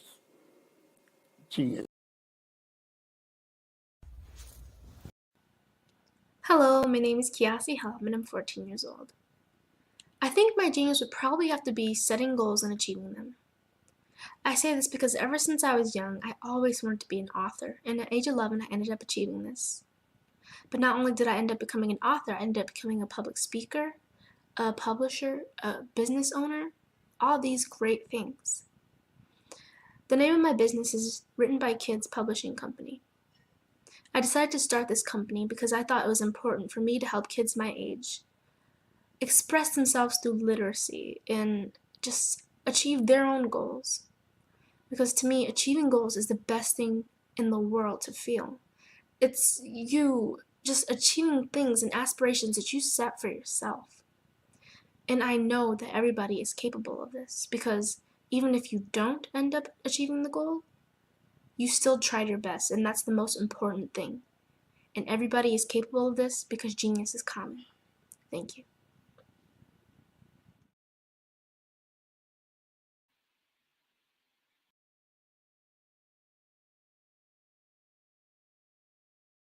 A 10-year-old founder of a company. Meet Carter, ladies and gentlemen.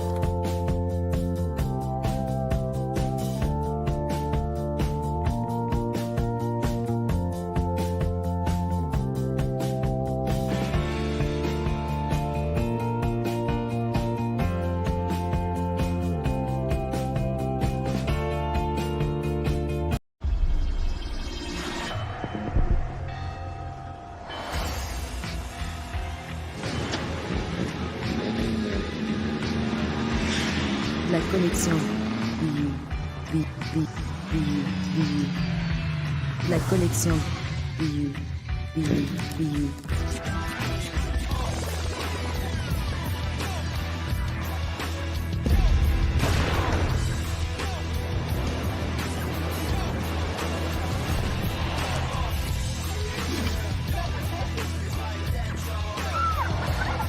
In a world obsessed with the cult of celebrity,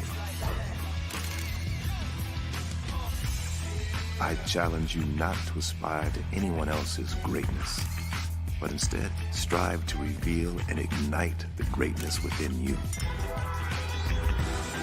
Are you serious? I totally think that that's it. Hey. No!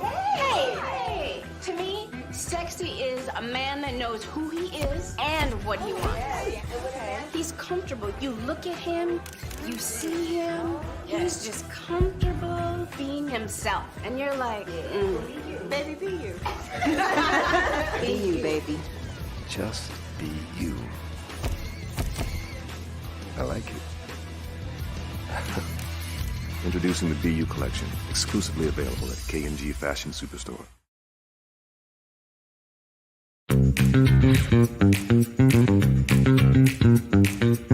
It's time for you to start bossing in social media.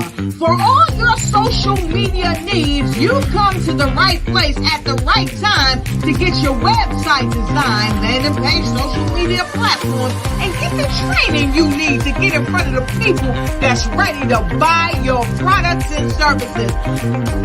Let me train you with StreamYard, Zoom, Clubhouse, and much more. And let me help you get your virtual professionals, not assistants, because assistants can only assist you, but the virtual professionals can give you that professional flavor that you need to expand your reach and increase your revenue.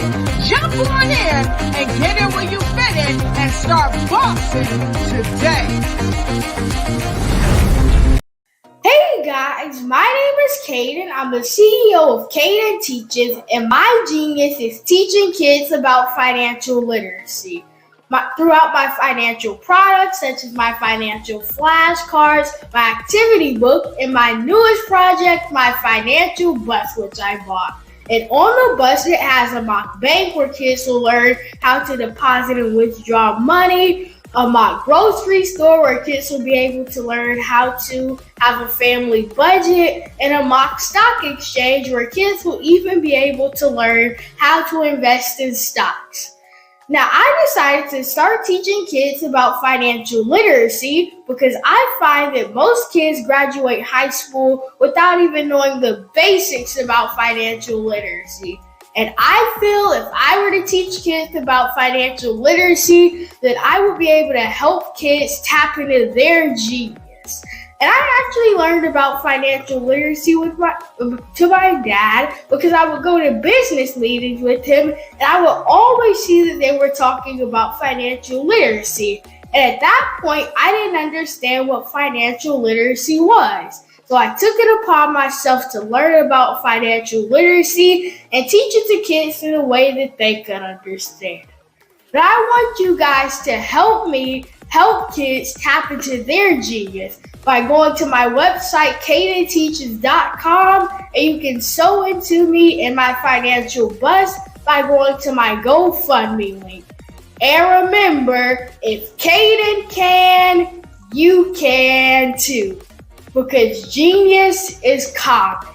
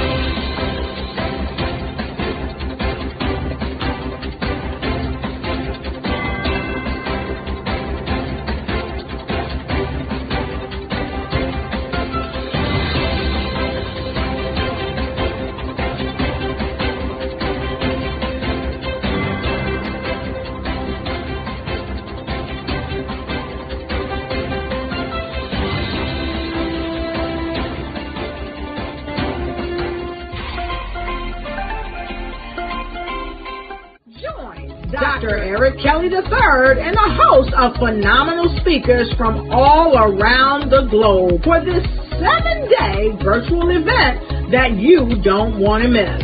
The mission of the Black Business Expo is to raise scholarship money from kids all the way from high school, all the way from college. The Black Business Olympics is one of the largest Black business showcases in the world. It is an opportunity for businesses and companies to showcase their businesses globally. We are going to be giving away laptops up to $5,000 away to students.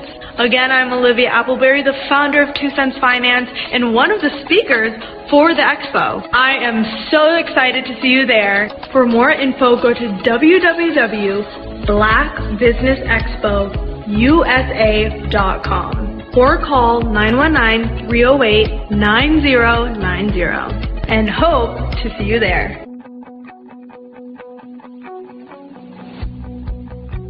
I am Black business. From the moment I wake until the time I sleep. Yes, I am Black business. I am Black business. Tell me, are you Black business? I am Black business. Do you support Black businesses? Listen, I support Black business because I am Black business. Black Business Expo, one of the largest business showcases in the history of Black business in the world. The world! Sign up today at www.blackbusinessexpousa.com or call 919-308-9090. I am Black business. I am Black business. From the moment I wake until the time I sleep, I am Black business. I am Black business. Are you Black business? I am Black business. Do you support Black businesses? I support Black business because I am Black business.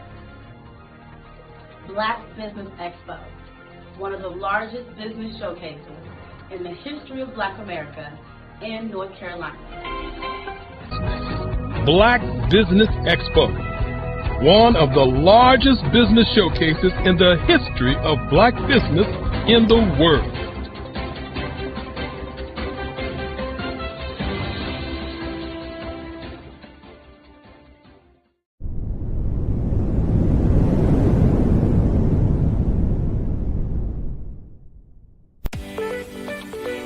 You are in the right place at the right time. The Black Business Network opens again for its Black Business Olympics, a 24/7 broadcast on business, strategies, global branding, social media marketing, finance, advertisement, and much, much more. Featuring the top, most powerful entrepreneurs and speakers and thought leaders from all around the world as they gather together for this phenomenal event. Join the Black Business Network streaming live into the metaverse, STEM City, USA, Black Multiverse, Pod TV, Roku, Hulu, iHeartRadio, Apple TV, YouTube, TikTok, Instagram, Google Podcasts, Facebook, LinkedIn, IBM TV, Spotify, and Twitch. Tune in today and be a part of this amazing movement. The Black Business Olympics welcomes you.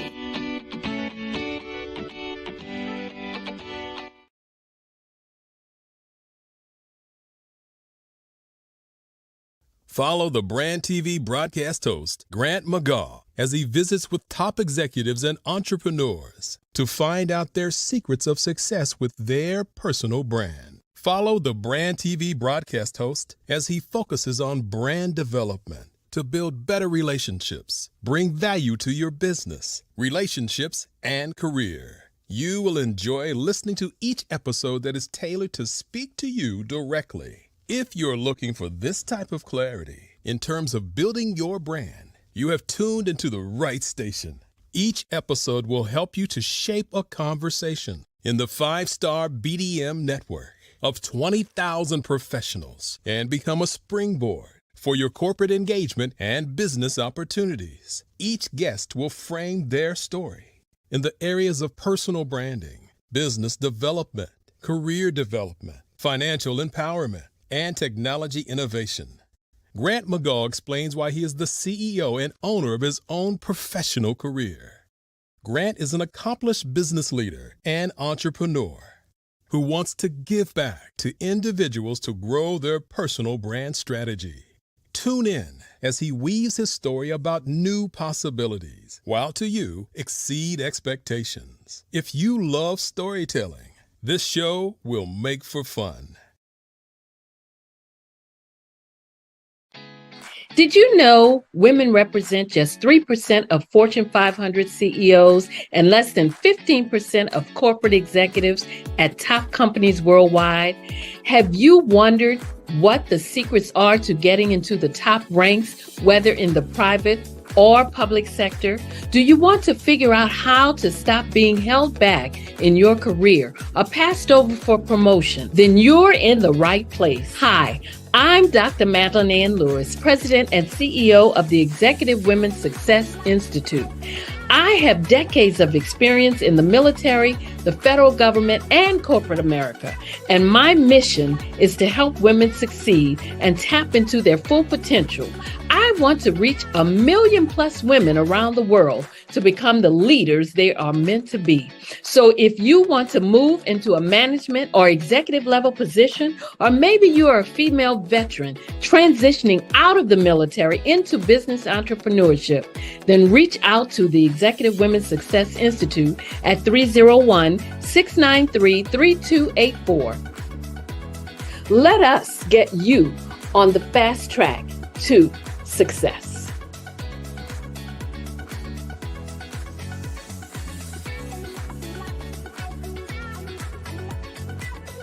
I was born in a little village on the island of Haiti. Many deadly diseases pounded me. It is as if they were on a mission to end my existence on this earth. I refused to give up. In 1983, I left Haiti and came to the United States of America. And I came with $5, 2 shirts. I didn't speak any English. I came to Atlanta. I got a job. I was a doorman. I was a doorman with a dream. What I used to come on stage. I'd rehearse this moment that I'm standing in front of you. That's the power of a dream. Maybe today is the day you begin acting as if you already have it. And then step out with full force. Take a risk. No condition is permanent. Don't let your situation distract you. You are chosen. You are called. You are born for a purpose in this life.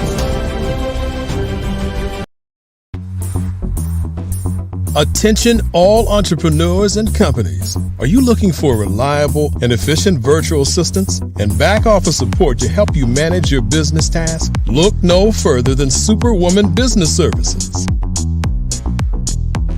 Our team of virtual assistants provides a full range of administrative support services, including operations management, social media marketing, and much more. We also offer website design services to help you create a professional online presence that reflects your unique brand. In addition to administrative support and website design, we offer business development and structuring services to help you grow your business and achieve your goals. We'll work closely with you to identify areas of improvement and develop a customized plan to help you reach your full potential.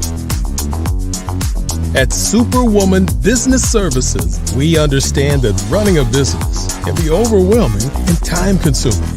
That's why we're here to help you fly high and achieve success. Our virtual assistants are highly skilled, experienced, and dedicated to providing you with the support you need to thrive. Come fly with us and take your business to new heights. Let us help you become the superhero entrepreneur you are meant to be.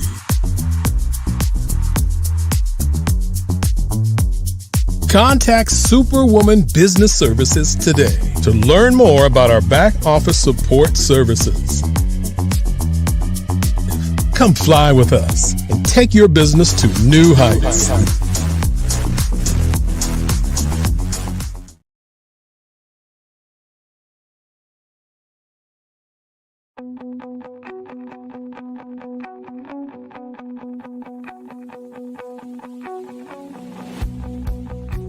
I am Black business. From the moment I wake until the time I sleep. Yes, I am Black business. I am Black business. Tell me, are you Black business? I am Black business. Do you support Black businesses? Listen, I support Black business because I am Black business. Black Business Expo, one of the largest business showcases in the history of Black business in the world. The world! Sign up today at www.blackbusinessexpousa.com or call 919-308-9090. I am Black business.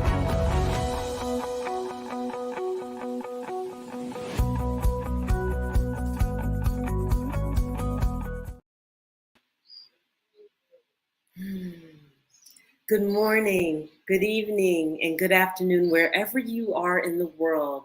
Business owners, entrepreneurs, thought leaders, and corporations, welcome to the Black Business Network. My name is Enolia Foti, founder and CEO of Enolia LLC, Director of Operations for Vision Afrique Development, and CEO of Expressions of Humanity Foundation. I am your business moderator coming from Angola, Africa, for this morning on the Black Business Network. The Black Business Network is a 24-hour network showcasing Black businesses, business owners, entrepreneurs, and thought leaders worldwide. We have speakers from North Carolina, London, Singapore, Africa, Japan, and cities all over the United States. The Black Business Network is a global community sharing its business knowledge to empower, inspire, and educate businesses about business. Our keynote speaking is going to be on marketing collaboration. Our second speaker is Renata Brown. Renata Brown, award-winning CEO of Dreamspire TV and Dreamspire Publications. Renata Brown's zeal for the arts and motivational speaking comes from being an artist. She is a publisher of 3 online magazines, Dreamspire TV Magazine, an arts and entertainment magazine, and emspire.com, which highlights entrepreneurs, Dreamspire books for authors and motivators. The publications have covered such events as the Stellar Awards, the Black Music Honors, and the NAACP Awards. I present to you Renata Brown. Welcome, Renata. Good morning. How are you all the way from Angola? Yes, welcome and thank you. Yes, I am in Luanda, Angola. It's Angola's capital. That's amazing. That's amazing. Oh, thank you. Well, genius is common, and I'll see you on the other side.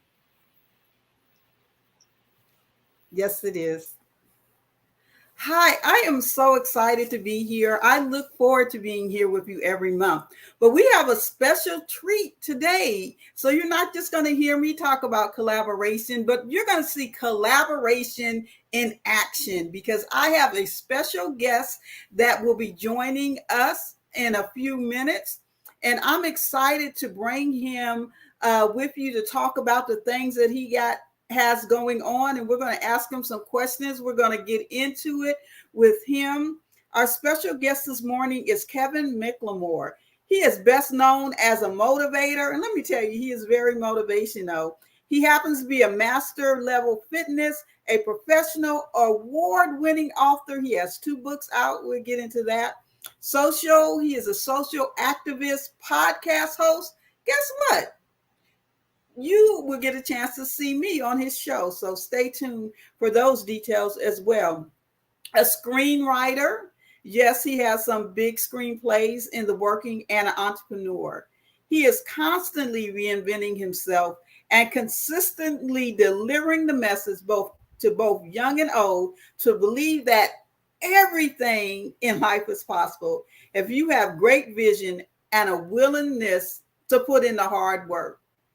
So we're going to bring Kevin on. How you doing? I'm good. So it's deja vu, but now you're on the other side. Yes, I am. I'd rather be on the other side of the mic, but I am welcome and honored to be on this show. I was blown away with the reach of this show, all the way from Africa to the United States, and then having someone that's so dynamic to do my intro. I'm going to tell you, my resume is pale compared to yours, but I want to thank you, and I want to thank the listeners for tuning in. And hopefully, I can leave them with a little something that will brighten their day. So modest. I read your all the things that you have going on, so don't let him fool you. He is amazing. He's doing some amazing work, and we're going to interview you in the style that I do. First of all, I want to know, we're talking about collaboration this morning. This is my segment. And we talk a lot about collaboration and the different things that you can do as a collaborator. But you know what? To see collaboration in action, that's what it's all about. So I'm so happy to have you as my guest this morning. And we're just going to get into it. And one of the questions I always ask in our magazine interviews and in our television interviews, how are you changing the world?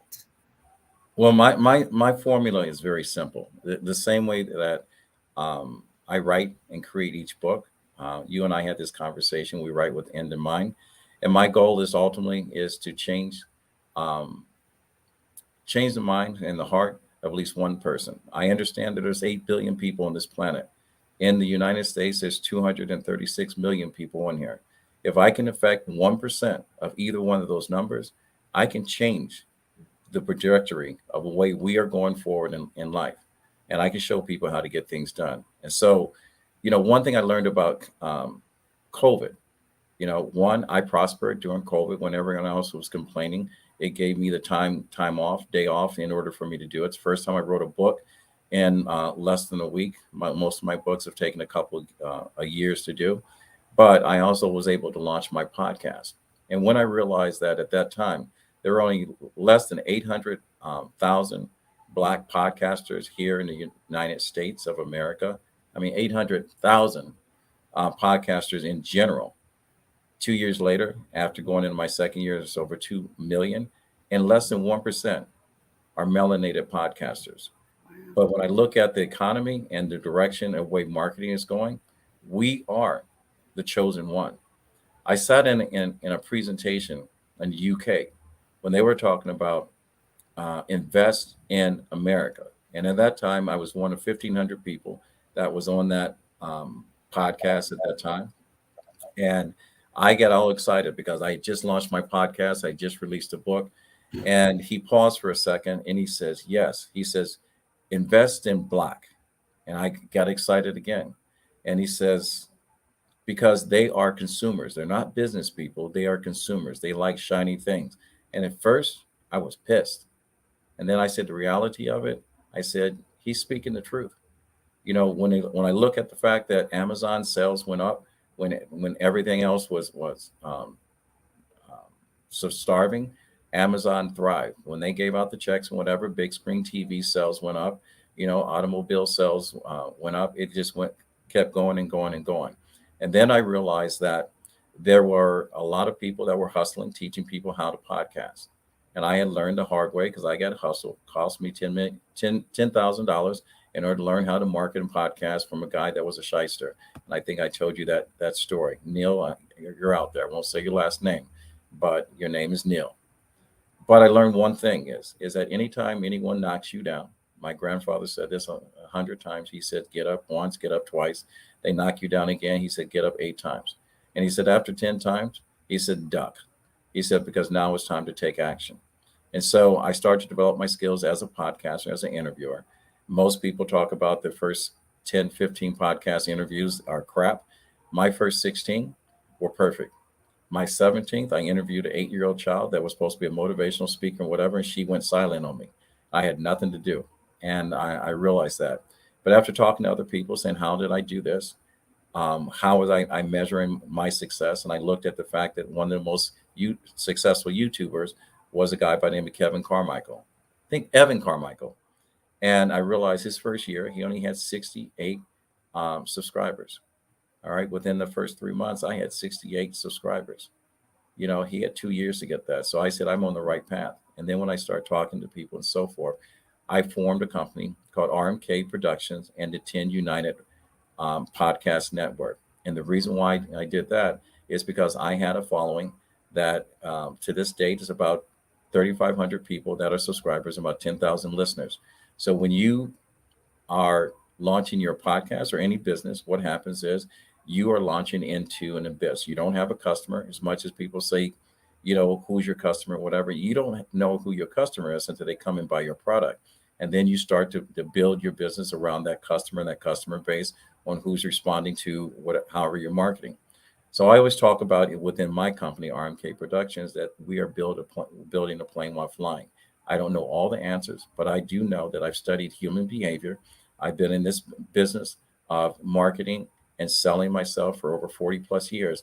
And I've been very successful at every single aspect that I had in my life. And so Collaboration is king. You cannot do this life alone.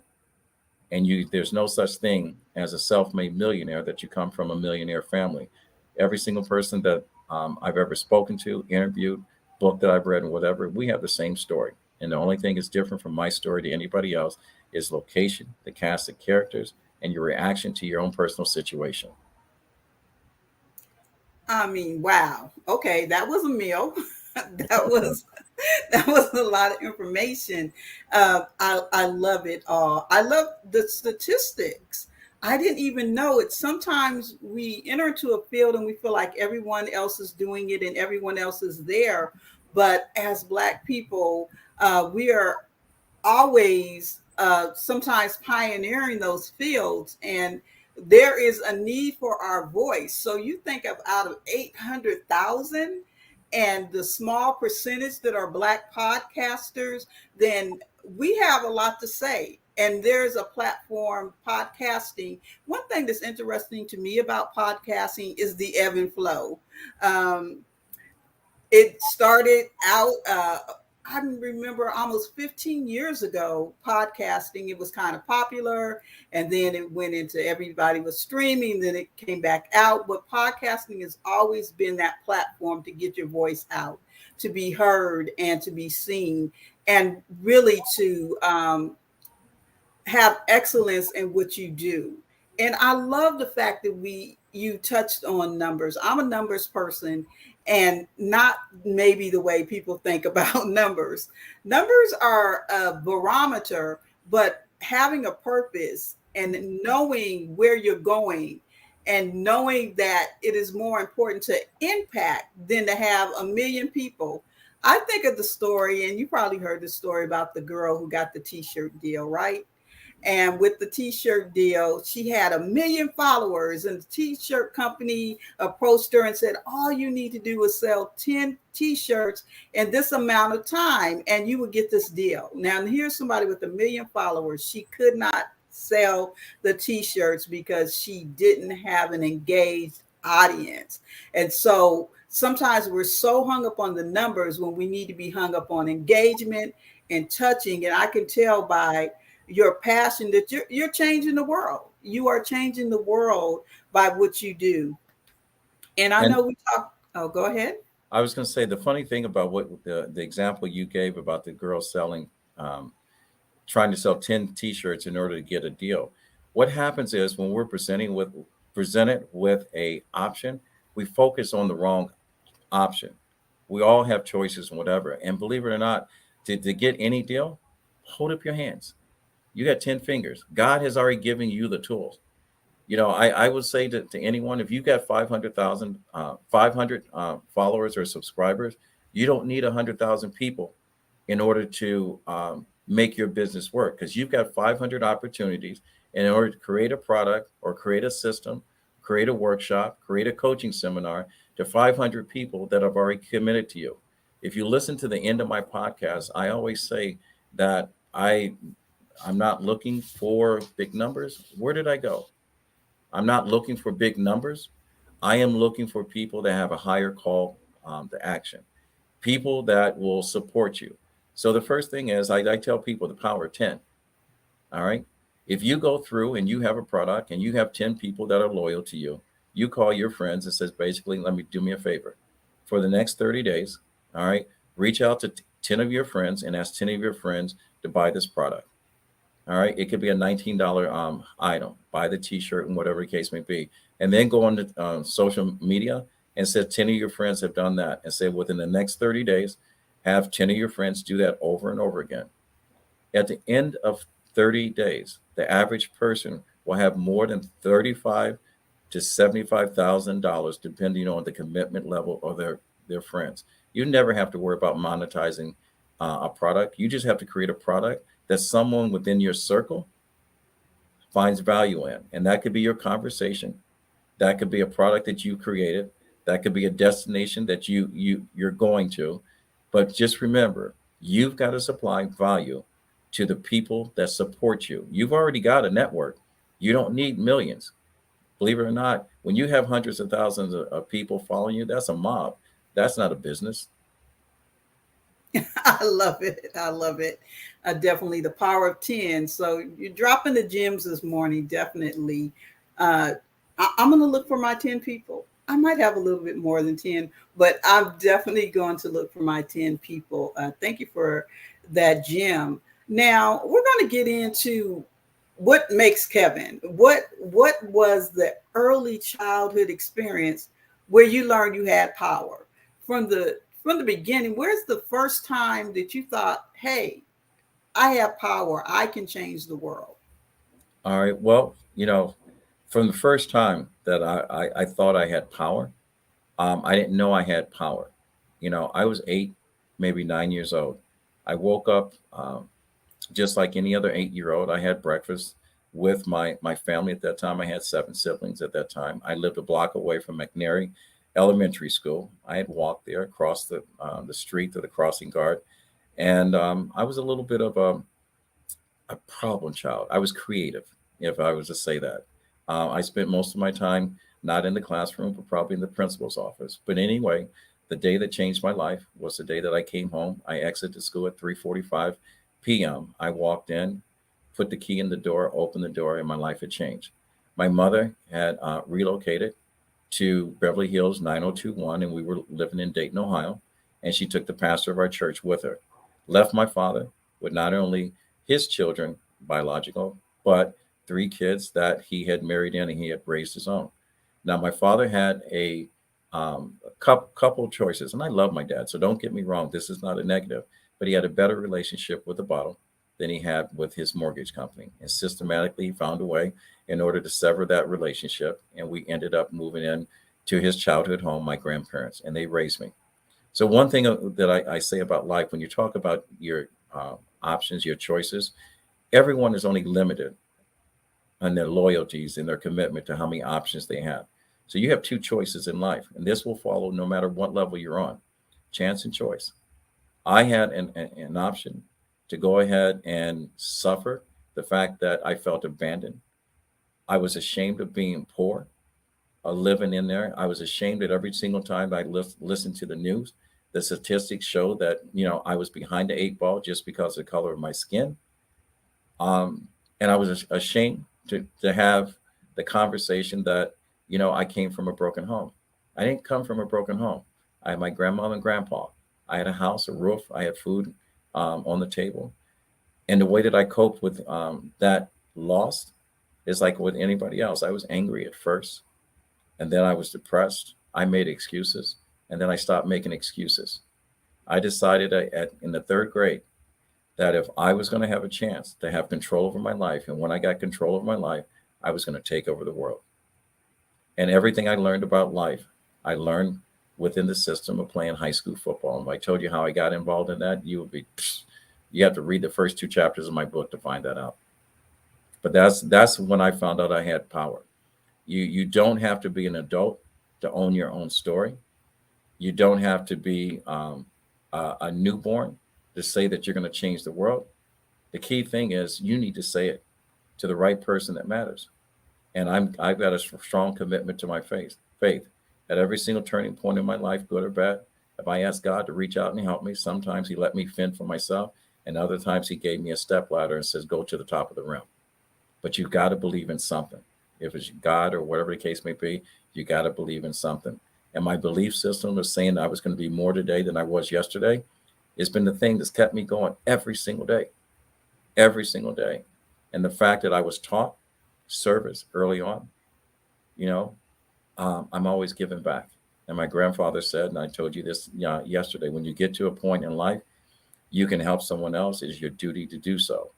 Reach one, teach one, as my grandfather used to say. But he also added, he said he doesn't mind giving you a hand. He's just not going to haul you around for the rest of your life. So I always tell people that I'm helping. When I tell you getting heavy, that's when I'm about to let you go.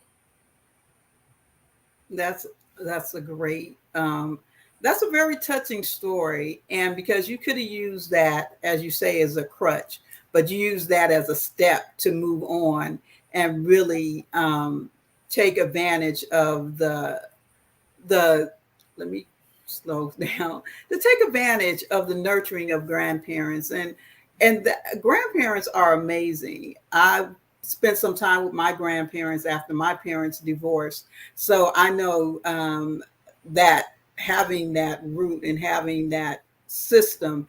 And we did talk about yesterday the importance of faith and believing and trusting that there's something better out there for you, and that you we can talk about the book a little bit, about, we want to let people know that you do have a book coming in. You do have a book out. And let's share a little bit about the book, since you got a little bit into the book. And you wrote, now, was this the book you wrote during the pandemic, or is this another book? This is one of the books I wrote during the pandemic. The book that I wrote in one week was answering the question, how do you write a book? And I wrote that in 1 week after doing X's and O's. Let me tell you how X's and O's came about. I have been journaling, and I advise this to anyone to write things down, because it becomes reality once it's on a piece of paper. I've been journaling since 1973 as a child. That was my therapy. Black people, we can't afford a shrink or whatever. Our shrink is normally the neighbor, the neighbor's dog, or whatever the case may be. Anyone that will listen to us and either agree with us or set us straight. But in March 1st was the last entry of my journal, 2018. March 2nd, I came to work. I work at a very high-end health club. It's not a gym, it's a destination here in Philadelphia. And I'm always going 100 miles an hour, doing things. I'm always looking out for the next pothole, another opportunity, whatever. And I'm a neat freak. So someone had left several plates out on the floor, and I was training an older client. I went to put a plate away in between the sets, went back, and it failed to realize the person behind me had set up a weight to do squats. So when I put the weight away, went to turn to my client, they were descending, and it crushed my skull, gave me a concussion. For 2 weeks, I didn't know who my own family was, didn't even know my own name. So after second week, with any injury, people going about their life and fend for themselves. I went into my office, opened up the computer that I'm talking on right now, and normally I didn't have to enter my password. And this is when I say that, God sends you messages. When I opened up the computer, I didn't even remember if I had a password. All I know is the first document says Kevin Stuff. Then when I opened up clicked on the icon, it said everything I need to learn about life. I learned playing high school football, and I started to read it. I read the manuscript from cover to cover. I went back to my better half and I said, can you tell me who wrote this? And she goes, something wrong with you? And I said, no. I said, this right here inspired me to fight this concussion. So they labeled this a traumatic brain injury. It made me cry and it made me laugh. And she goes, you wrote this. I said, I wrote this. Every single thing that was important to me in my life, I had journaled, and had started before my concussion, had transported to a manuscript that became the indispensable games of X's and O's. How I learned everything in life. I learned playing high school football. And that's how the story began, and that's the way that book Sprinkles the True Spirit of Christmas is an award-winning book. And each of my books has a theme. Sprinkles ties into being kind. It's uniting people. It's getting people, no matter what you look like, no matter where you come from, and no matter what religion, it's all about being kind. And the Spirit of Christmas is not about giving gifts, giving whatever. It's a great book. You've got to read it. Hallmark is interested in making that into a movie. Indispensable Games was my story. And the first thing that happens in your life, you have to come to truth with owning your own story. And when you get a chance to take control of your story, you have an opportunity to write your story. And just like film, you have an opportunity to write the best comedy, dramedy, horror movie, all right, or the best love story that's ever been written. You have that power when you take control of your own life. No one dictates to me my possibilities. I create my own possibilities, my own opportunities. So, that's the way that X's and O's goes. And football, the stories I tell you about football applies to every aspect of life, no matter what your gender is and so forth. It applies. Take out the football and talk about hair. Take out the word football, talk about your relationship. Take out football and understand the corporate structure and how to motivate and keep retention with people. If everyone took 3 or 4 of the things that you learned in playing organized sports, life would be better, sports would be better, your work would be better, and those that are professional risk takers like you and I, we would be better.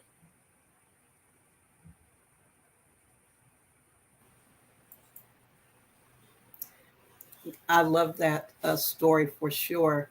And we can learn a lot. I think athletics are very important, but it's the strategies behind the athletics. I can relate so much to your story for sure. I had a concussion once upon a time, and I know it is no fun thing to have a concussion. I No. remember I was driving down the road and I did not know where I was.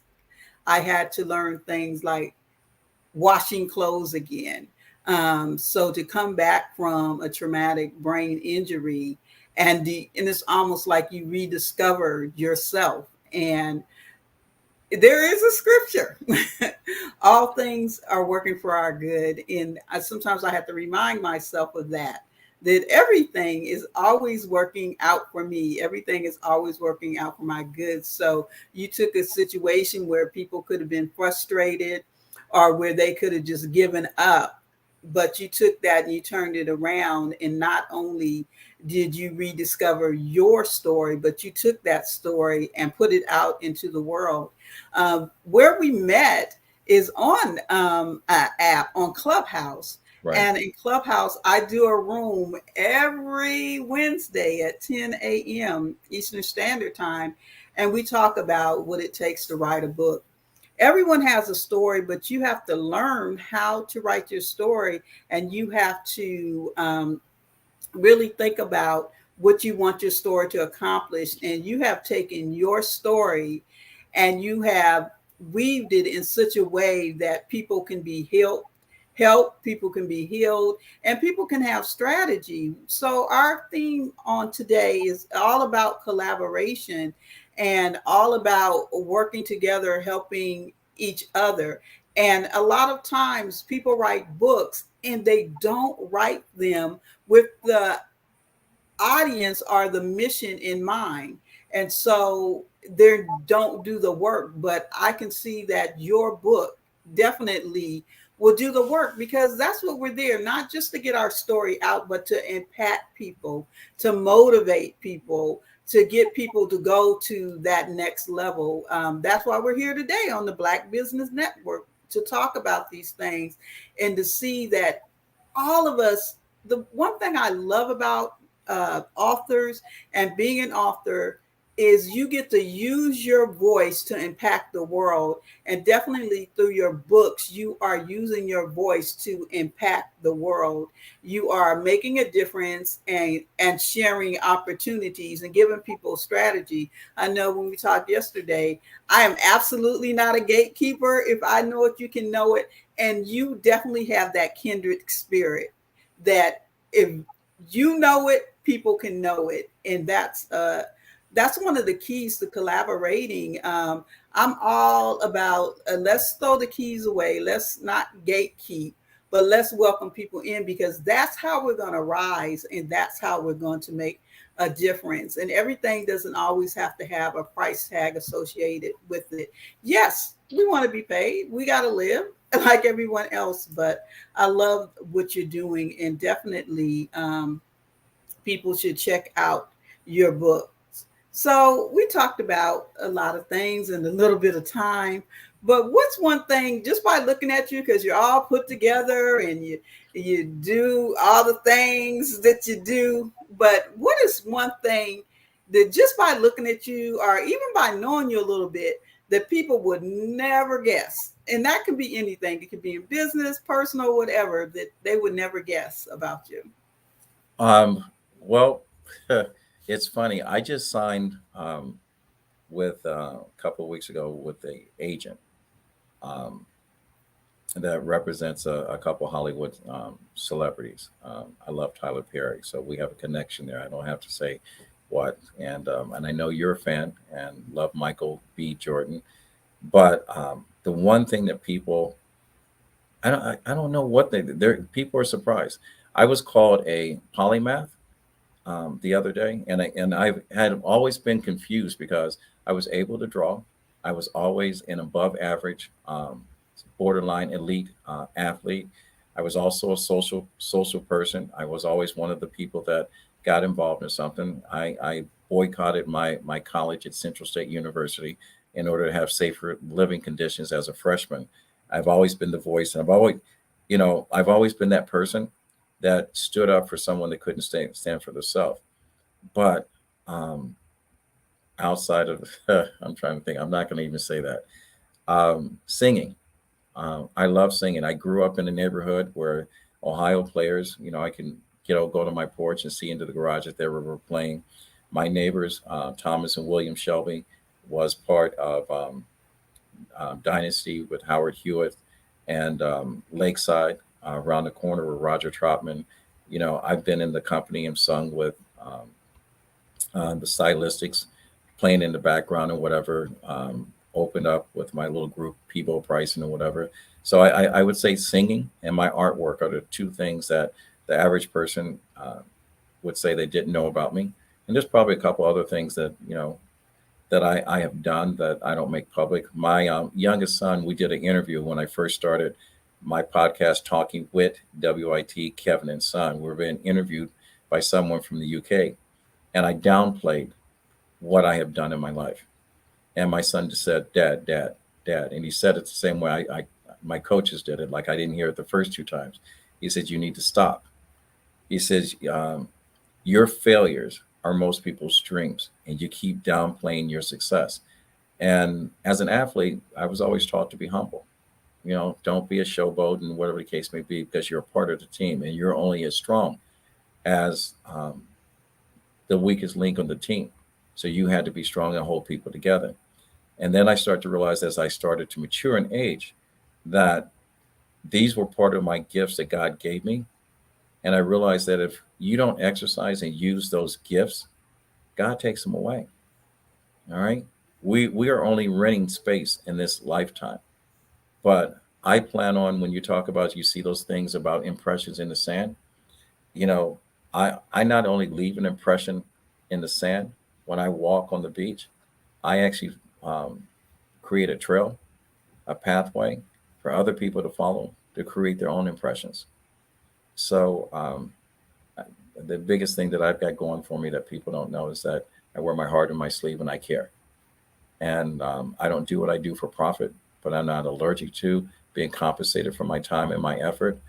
But, the gift that I have is that I touch people in a way that when I meet you, if you're walking, you're limping, when I get done with you, you can fly. I love that, all of that. So singing and artwork, definitely creative. You and Dr. Kelly should definitely have a conversation. He's a very accomplished artist himself. That people may not know that. But singing, yes. And I know we share that, a love of singing. I've been singing since forever, since I was 4 years old. And a lot of people don't know that about me either, for sure. I had a chance to interview, it was one of the first persons, not Howard Hewitt. So Howard Hewitt. Yeah. Yes, if you go to our website, Dreamspire TV, you'll see that interview with Howard Hewitt. I think it's probably about a couple of years ago. So that's awesome to do that. Right now, I'll probably just sing around the house and don't really get out there. And I know when we spoke, you talked about your vision. I don't call dreams are awesome and you should take the time to dream. But vision is when you put that to work and you put that in place. And I know you were speaking about having an a cappella show and with poetry. So visions come to pass. So I'm looking forward to that coming to pass. Wow, this time has really gone by so quickly. And I don't want to miss we have a couple more questions, and then we're going to let people know where they can reach you and how they can connect with you. But one of the things that I wanted to ask, and let me get this back up here. Well, it's two questions, so I'm going to just kind of put them together. What is the greatest piece of advice you've ever received, And who was the most inspiring person, whether they're here or whether they're not here anymore? And then we're going to do the wrap up and find out what you got going on next. There's not one person that I can say that will give credit. You talk about collaboration. Coach Russo saved my butt. Because when you read my book, I lied to my father about being on the football team. I had survived 2 weeks of going to football practice, but never hit a pad, never even got dirty, did not even know anything about the game of football. And my father and his father, two things that weren't allowed in the house: liars, thieves, and capital punishment. So I won't go into capital punishment. But when my father decided to take off from his third shift job and take me to football practice because he wanted to watch his son play, I was not aware that his co-partner, his best friend, Big John Williams, his son was the starting center in the varsity squad of that football team that I was supposed to be on. And when I asked Coach Russo that I had lied to my dad and told him I was part of the team, Coach Russo looked up at my dad and they connected in the eyes. And my Coach Russo said, "Go over there, join the team."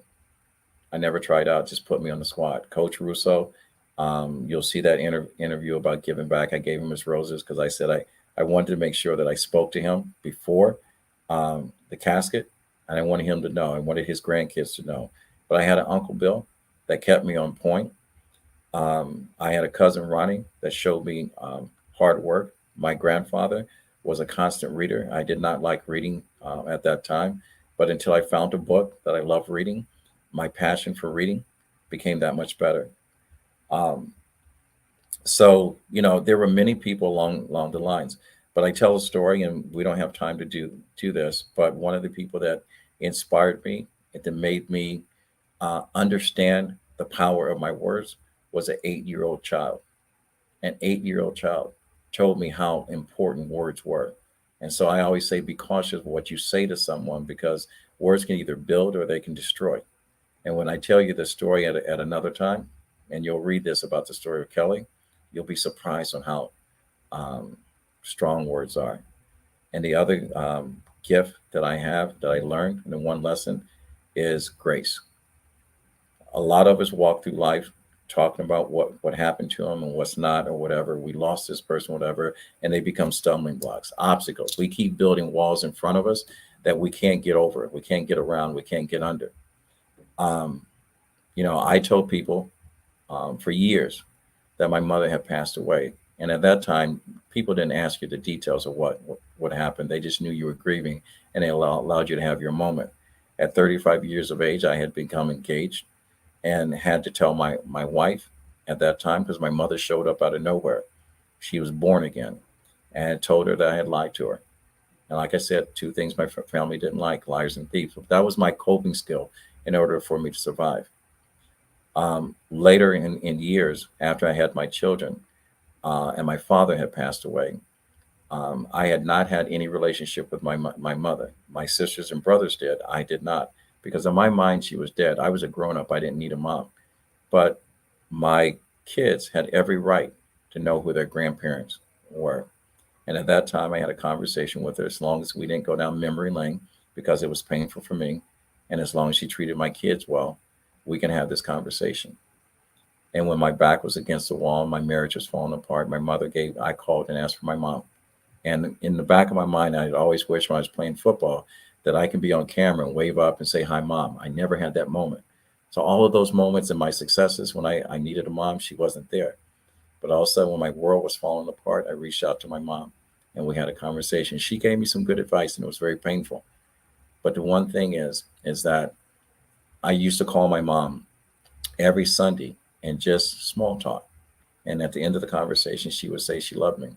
So when I came home and spoke to my wife at that time, because I had made up my mind that I was going to break up the relationship because something she had done, I had told her I spoke to my mom. It happened to be a Saturday. And she goes, "Why you talk to your mom? You call her on Sundays." I said, "I got to be honest with you. I was torn between staying in this relationship or getting out of it." And I talked to my mom. She gave me some advice and whatever. And I said, but something strange happened in that conversation. And she says, "What?" She said, I said to her, I said, "My mom says she loved me." And she goes, "She always says she loves you." And I said, "Yeah." I said, "But I said I love her." And she goes, "What's so special about it?" And I said, "I meant it." And since that day, I let go of all that anger that I was carrying around. And when I tell people this story, I'm going, there's something that you're allowing to hold you back, to stop you from being as great as you need to be, because you're looking back over your shoulder and it's holding you back. And every track star knows if you slow down and you look back, you can't run at full speed. In order for me to go ahead in my life, I discovered grace. God forgave someone that stuck a spear in his rib. Who am I to be greater than God? I'm just going to let that marinate for a minute. Definitely, we are all a product of grace, and to live our life graciously. That is definitely one of the keys. Okay, we see our host. Before I just want to say thank you. Yeah, that was a wonderful story. Kevin a chance to tell what people can reach. Mm-hmm. All right. You can reach me at www.rmkproduction.org or email me at info@rmkproduction.org. All right. Or Facebook or anything like that. Just look Kevin McLemore. And all my books are on Amazon. So if you Google books by Kevin McLemore, McLemore, it's not like the singer Macklemore. He doesn't know how to spell his name, but I'll teach him one day. That's how you can reach me. And thank you both for this honor and this privilege. And hopefully I left a little bit on the plate. For someone to make a difference in their own life. I just want to say thank you to both of you for your contribution, your gifts, and to make humanity a better place, because that is the gift, is that you're both present and you're both here. Thank you so much for that wonderful story. Thank you, Renata. Thank you. The Black Business Expo's mission to raise funds for high school seniors going to college and K through 12 entrepreneurs. We would like to raise and promote that scholarship fund. This expo is a fundraiser for students. You may want to go to www.blackbusinessexpousa.com to donate to the scholarship fund, or use the Cash App that's on the screen below and say $BBXUSA. Our goal is to give laptops and up to $5,000 to 10 students. Students can register online at www.blackbusinessexpousa.com. Every dollar counts. So we want to remind you to donate to the scholarship fund. We want to thank our Black Business Expo USA sponsors for August 2023. That includes a hearty thank you to NC100, Moody Capital Partners, Suede Soul, Lotus Ridge Coaching and Training, Carolina, Virginia Minority Supplier Development Council, Step Management, BHS and Associates, Margie McLean Foundation Incorporated, Genius is Common, Earth Essentials, Malaine Shawnee Global, Executive Women's Success Institute, The Quality Coaching Company, Superwomen Business Services, Creative Force Studios, Lee Entertainment, Artistic App Design, and last but not least, Black Business Expo USA. Genius is common, and I'll see you on the other side.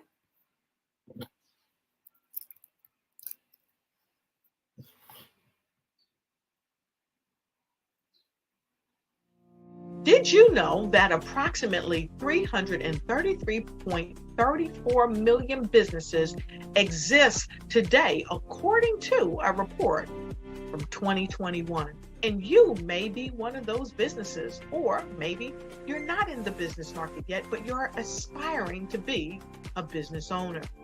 Well, guess what? You're in the right place at the right time. Because let's face it, everything is about timing and opportunity.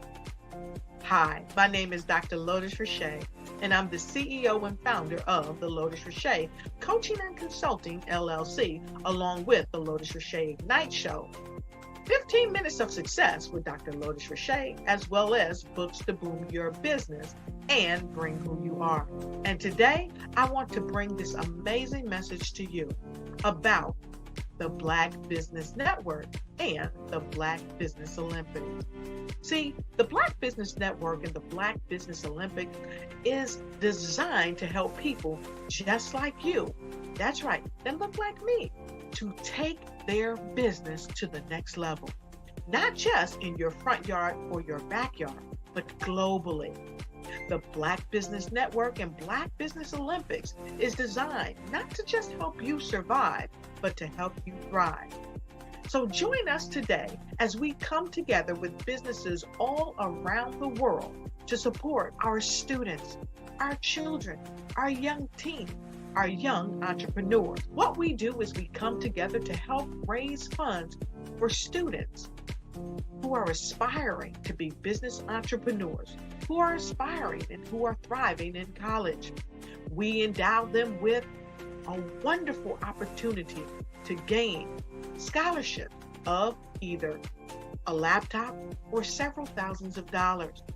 And we invite you to help be a contributor to this amazing opportunity to help someone that looks just like you. So join us today at our website and let us connect with you and help you ignite and take flight in every area of your life on the Black Business Network and the Black Business Olympics. I'll see you on the other side.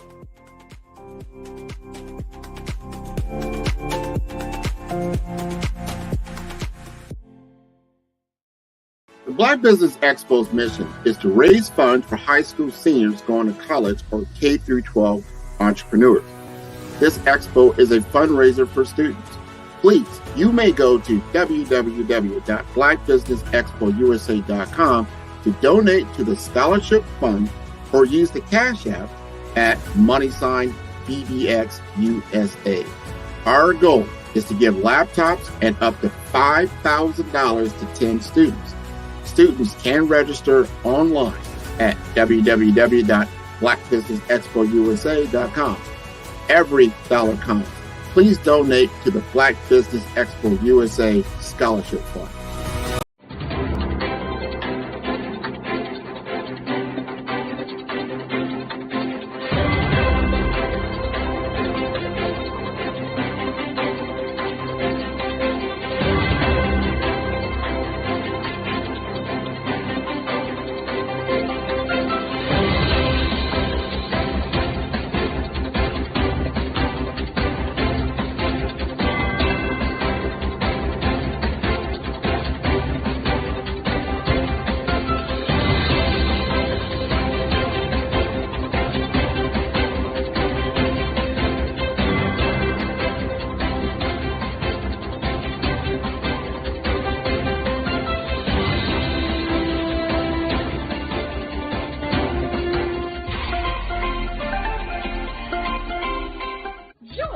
Dr. Eric Kelly III and a host of phenomenal speakers from all around the globe for this 7-day virtual event that you don't want to miss. The mission of the Black Business Expo is to raise scholarship money from kids all the way from high school, all the way from college. The Black Business Olympics is one of the largest Black business showcases in the world. It is an opportunity for businesses and companies to showcase their businesses globally. We are going to be giving away laptops up to $5,000 away to students. Again, I'm Olivia Appleberry, the founder of 2 Cents Finance and one of the speakers for the expo. I am so excited to see you there. For more info, go to www.blackbusinessexpousa.com or call 919-308-9090 and hope to see you there.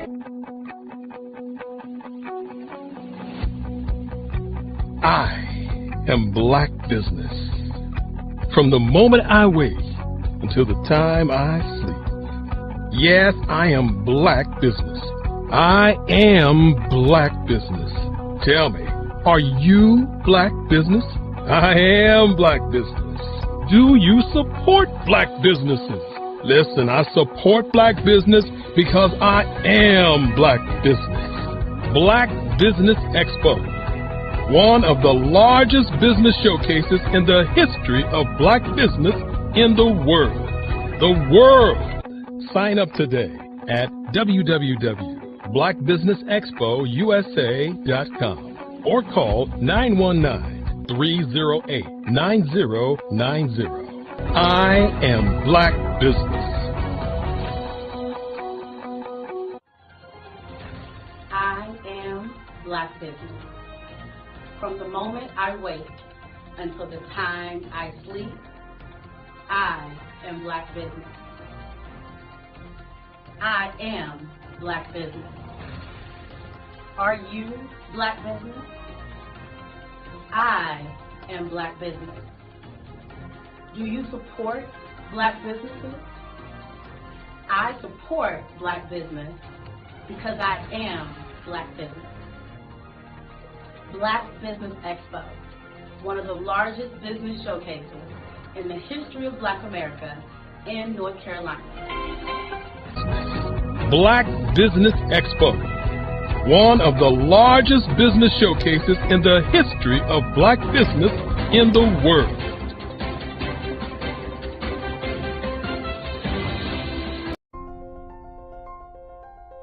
What if you could build your own city? A place where every child can find nurturing people to help them achieve their full potential. A place where every adult can access job training support. Where health education is abundant. Where social justice ruled the land. A place without limitations. Welcome. You have arrived at STEM City, USA. It is what every city should be. A safe and trusted community where you find people and resources to help you become everything you are and beyond. STEM City is unlike anything you have ever experienced. It is a digital twin of the world around you, only better. STEM City is about energy and soul renewal. It is more than a digital world. You can almost feel the power of live cultural events, music, and theater. STEM City promises a better future for children with caring mentors and hands-on activities with dedicated tutors to support our youth. STEM City is your passport to a healthy lifestyle with weekly events addressing our community's many issues.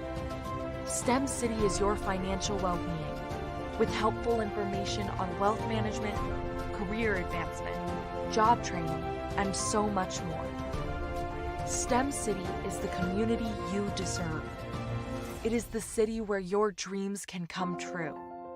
STEM City USA, a place in the sky that is accessible to all who reach for the stars.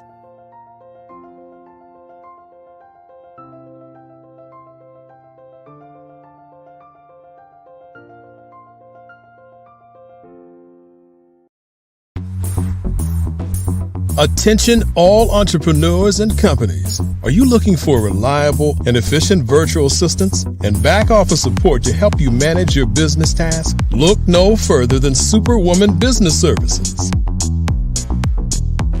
Our team of virtual assistants provides a full range of administrative support services, including operations management, social media marketing, and much more. We also offer website design services to help you create a professional online presence that reflects your unique brand.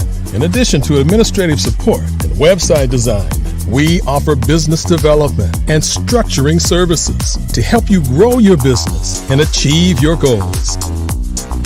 We'll work closely with you to identify areas of improvement and develop a customized plan to help you reach your full potential.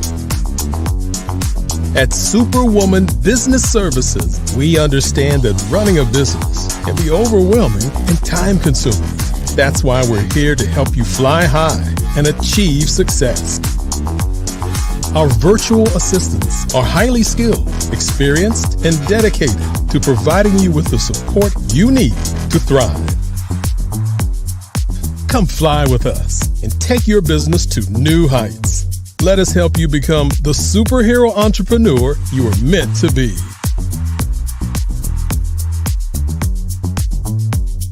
Contact Superwoman Business Services today to learn more about our back office support services.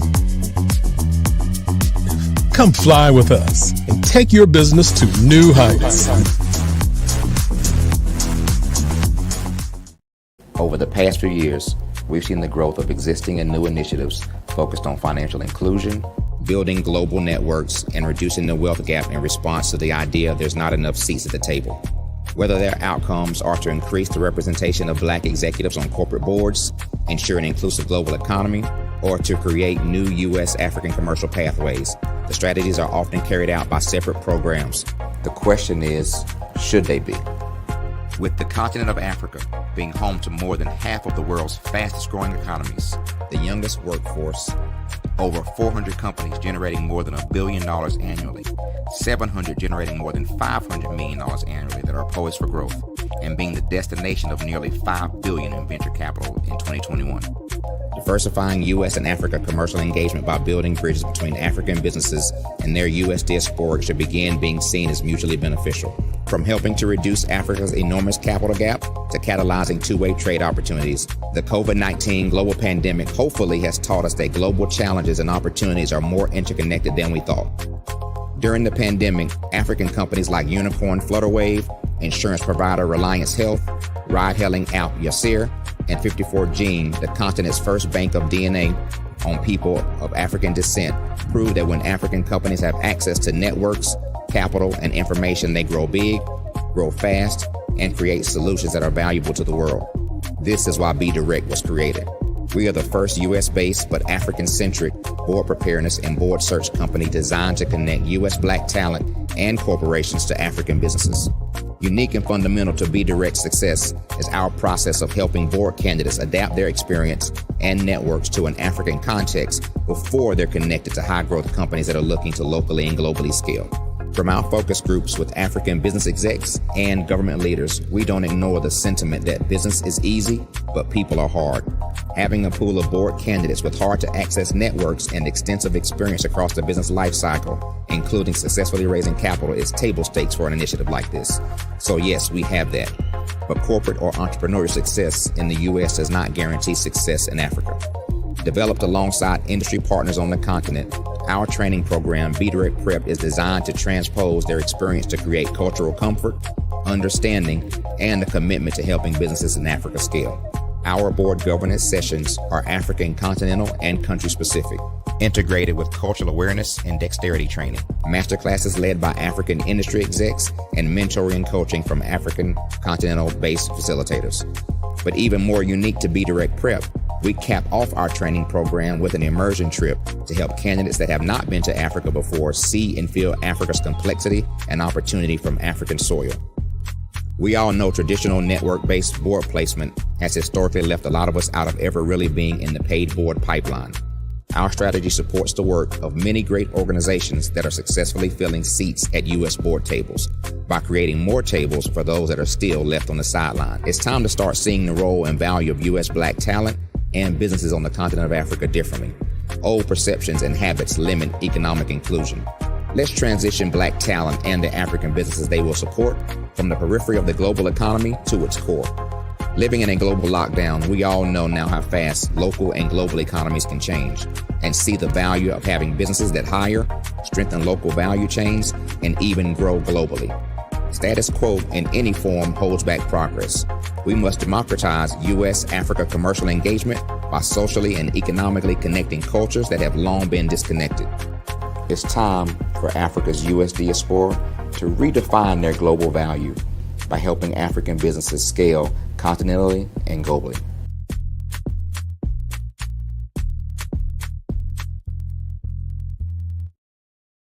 I'm Kennedy Harris. My genius is being an entrepreneur. I'm the CEO of K-Lock, a company where I develop my very own line of kids supplements. I currently market my multivitamin for kids to help combat weak immunity. During the pandemic, research has shown that having a strong immune system is key to fighting off disease. My vitamins are for kids, but adults can benefit from them as well. I'm adding a proprietary blend to my supplement line. I want to create my own blend so that I have a competitive edge in the marketplace. Staying healthy is important to me so that we live longer and have healthier lives. My website is klockproducts.com. That is Klock. Genius is common.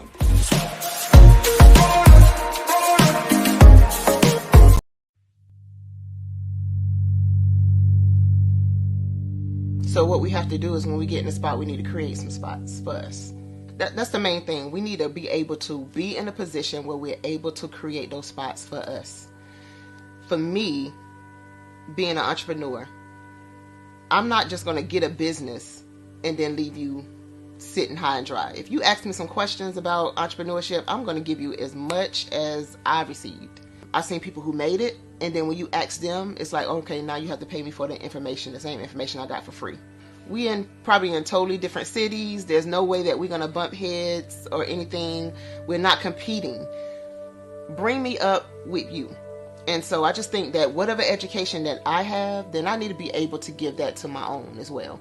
So create the spots. You can create the spots when you get there.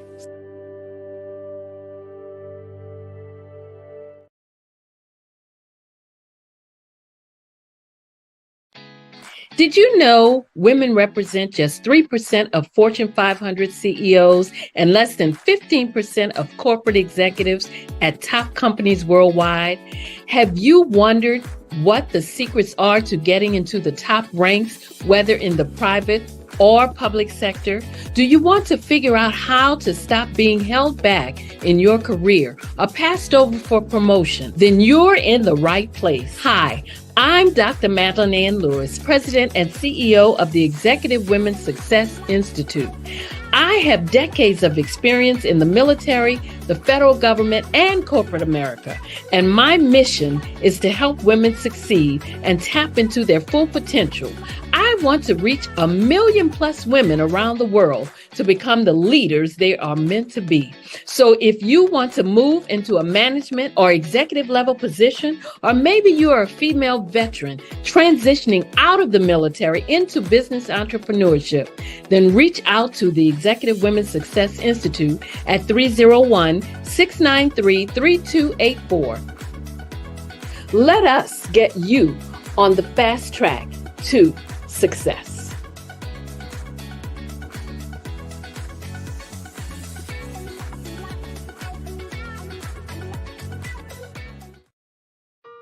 Hello, this is Israel, and I am CEO of Daydreams Interactive and author of Princess Planet. So, genius is common, and as a kid, I loved to daydream. Even as an adult, I love to daydream. And when my daughter became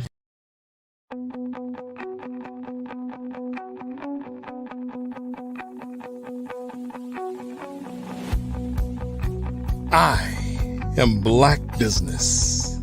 From the moment I wake until the time I sleep. Yes, I am Black business. I am Black business. Tell me, are you Black business? I am Black business. Do you support Black businesses? Listen, I support Black business because I am Black business. Black Business Expo, one of the largest business showcases in the history of Black business in the world. The world! Sign up today at www.blackbusinessexpousa.com or call 919-308-9090. I am Black business.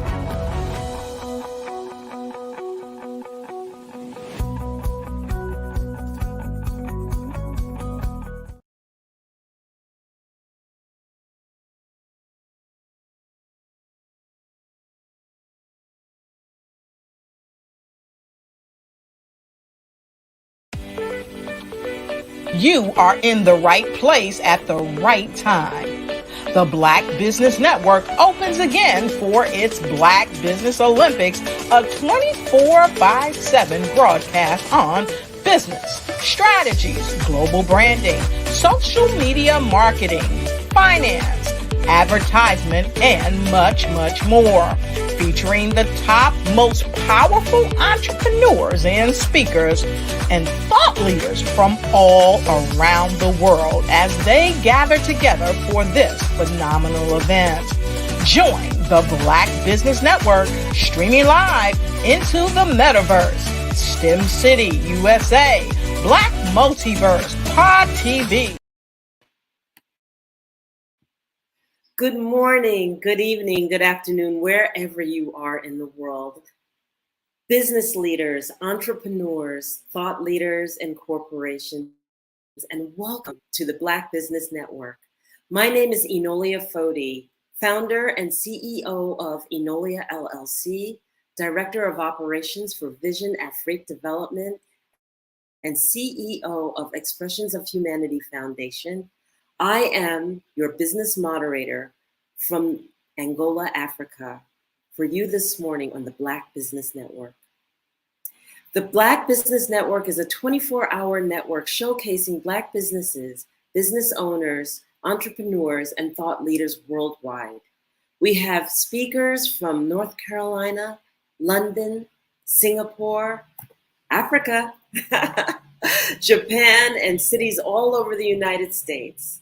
The Black Business Network is a global community sharing its businesses, knowledge to empower, inspire, and educate businesses about business. Our keynote speaking is going to be on mastering the art of communication. Our speaker, author, trainer, and networking coach, Tandra Price, has over 15 years of experience as a network marketer and sales professional. Tandra created her next ventures, coaching and creating an empowerment movement for women in business and those aspiring. This concept quickly became successful, which led Tandra to create Conversation Over Coffee and Unconnected, a platform which assists women in tapping into their power of networking and teaching them how to leverage different multi-level marketing resources and strategies to create generational wealth. I present to you Tandra Price. Welcome, Tandra. Hello, hello. Thank you so much for that amazing introduction. Thank you so much. And genius is common, and I'll see you on the other side. Yes. Hello, hello, everyone. Thank you again. I am so excited to be here. Again, my name is Dr. Tandra Price. I am an international speaker, accomplished 2-time best-selling author. I'm an expert as a network strategist. I'm the proud owner and editor-chief and publisher of Tapped In magazine, a widely recognized global publication. Our magazine actually has 4 editions. It has one for women, men, speakers, authors, and coaches. Tapped In magazine solves all the problems in making it easier for entrepreneurs to spread their message, expand their network, and reach a broader audience that will generate more leads and appointments for them. So today I'm going to be talking to you about mastering the art of communication. And I'm going to really be sharing with you really 5 components of how do we really master the art of communication. The first thing we're going to talk about is when is the best way to start a conversation, or how is the best way to start a conversation. Secondly, we're going to be talking about when is the best time to network. Third, we actually have to have a plan when it comes to networking. And 4, how do you incorporate LinkedIn into the conversation? And 5, we're going to talk about how Tapped In magazine can help you really master the art of communication. So today, you know what? It's really a widely thing that we do all the time. It's always on autopilot, and we really kind of don't really know. But a lot of times there are so many people that are engaging every day in having effective conversations. I mean, these are some techniques that we do all the time, and we really don't even realize that we're doing them, but we do them. So I'm going to be sharing with you some techniques that we use that have been proven to be effectively in our conversations, and how we actually, carry out a conversation and engage with other people in conversation. You probably don't really realize that probably around you that there's approximately a conversation that's happening every 2 minutes. Somewhere someone is engaging. And probably, in fact, most people use 50% of the world use a different type of form or platform actually to communicate. And I'm really going to kind of take a deep dive into those platforms that people are using to have communications. Remember, I said there's approximately 2 minutes. There's a conversation happening somewhere. So let's take a little look at how some of these popular platforms are working for people that are around the world. So that we either have Facebook. A lot of people generate conversations through our Facebook, via the phone, via video chat, messaging app. A lot of corporations use team chats to kind of communicate within their organization. Instagram is really another popular way that people are using communication. We have Twitter, we have Skype, we have Google Meet, we have Zoom. Of course, we have StreamYard. We even have Slack and WhatsApp.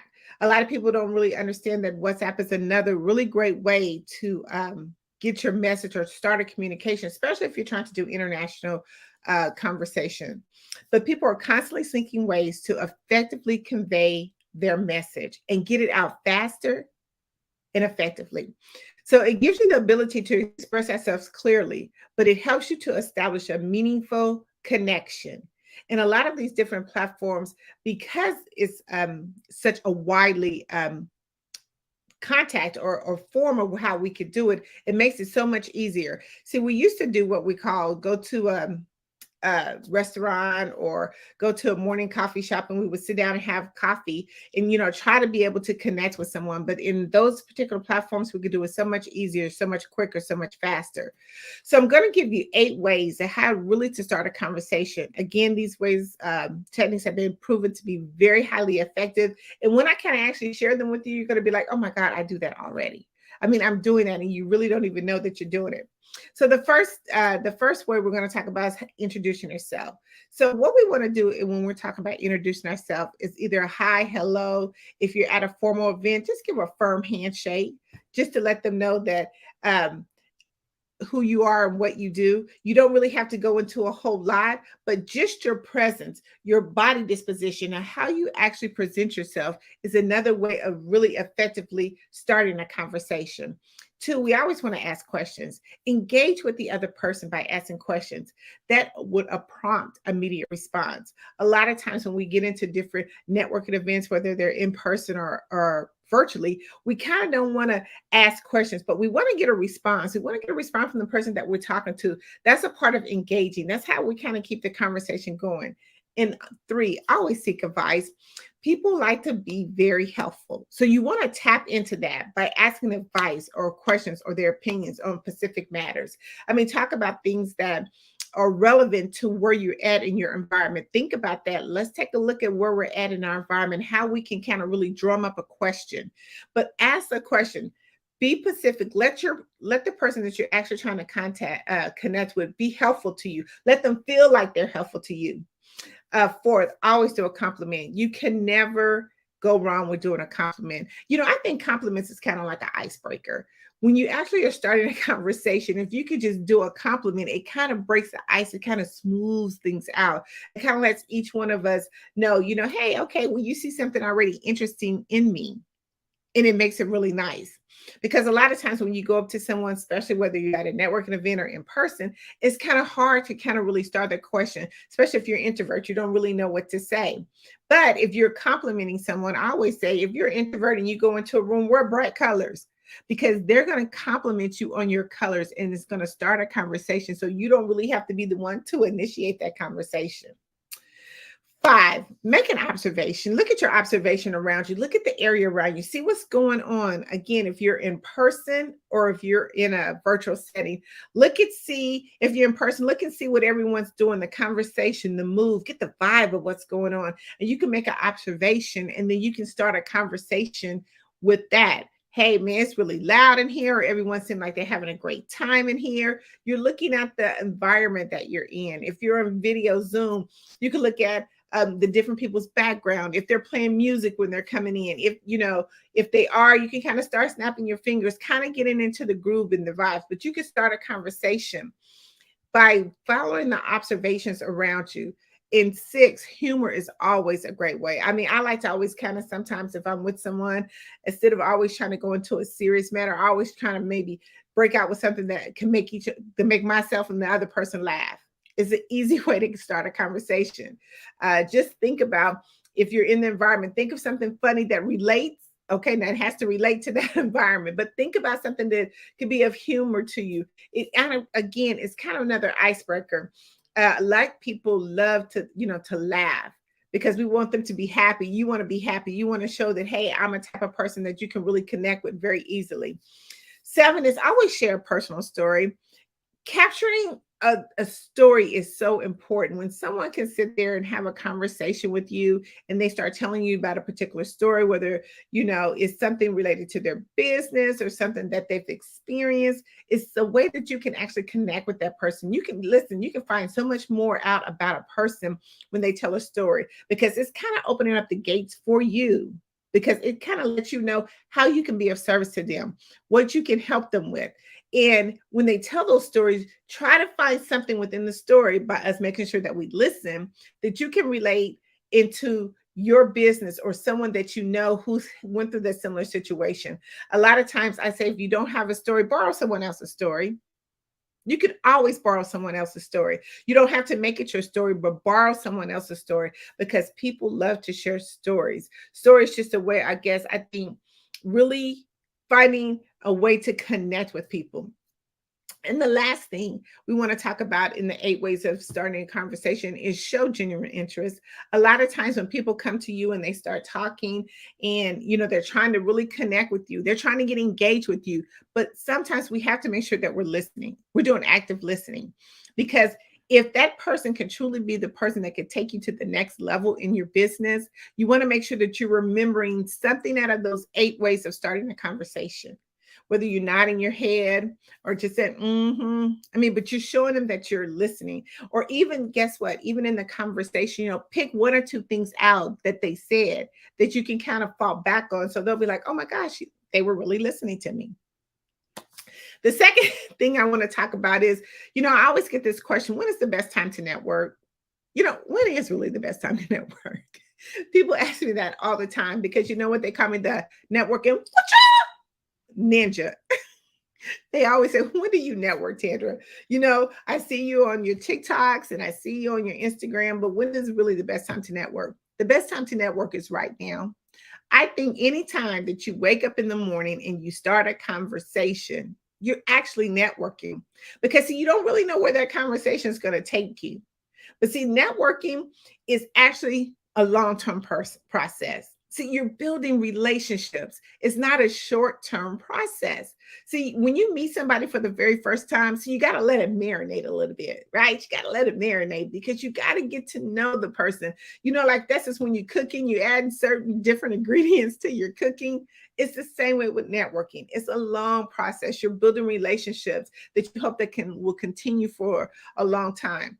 See, but when you're actually networking, you become a walking billboard for the other person, or because really networking is not for you, it's for the other person. You have to include it in your everyday routine. You cannot not network, because a lot of times when we start our business, we do all kind of multiple different things. But one thing we forget is that, guess what? We got to start talking to people, and we can't always just keep talking to our immediate circle. We have to jump outside of that circle. Okay, we have to jump outside of the circle that we're in. We can't keep continually to talk with inside that circle. But let me tell you one thing I love about networking, the benefits that network brings for you. It helps you to increase your visibility and your credibility. See, when you start networking, you become, again, like that walking billboard.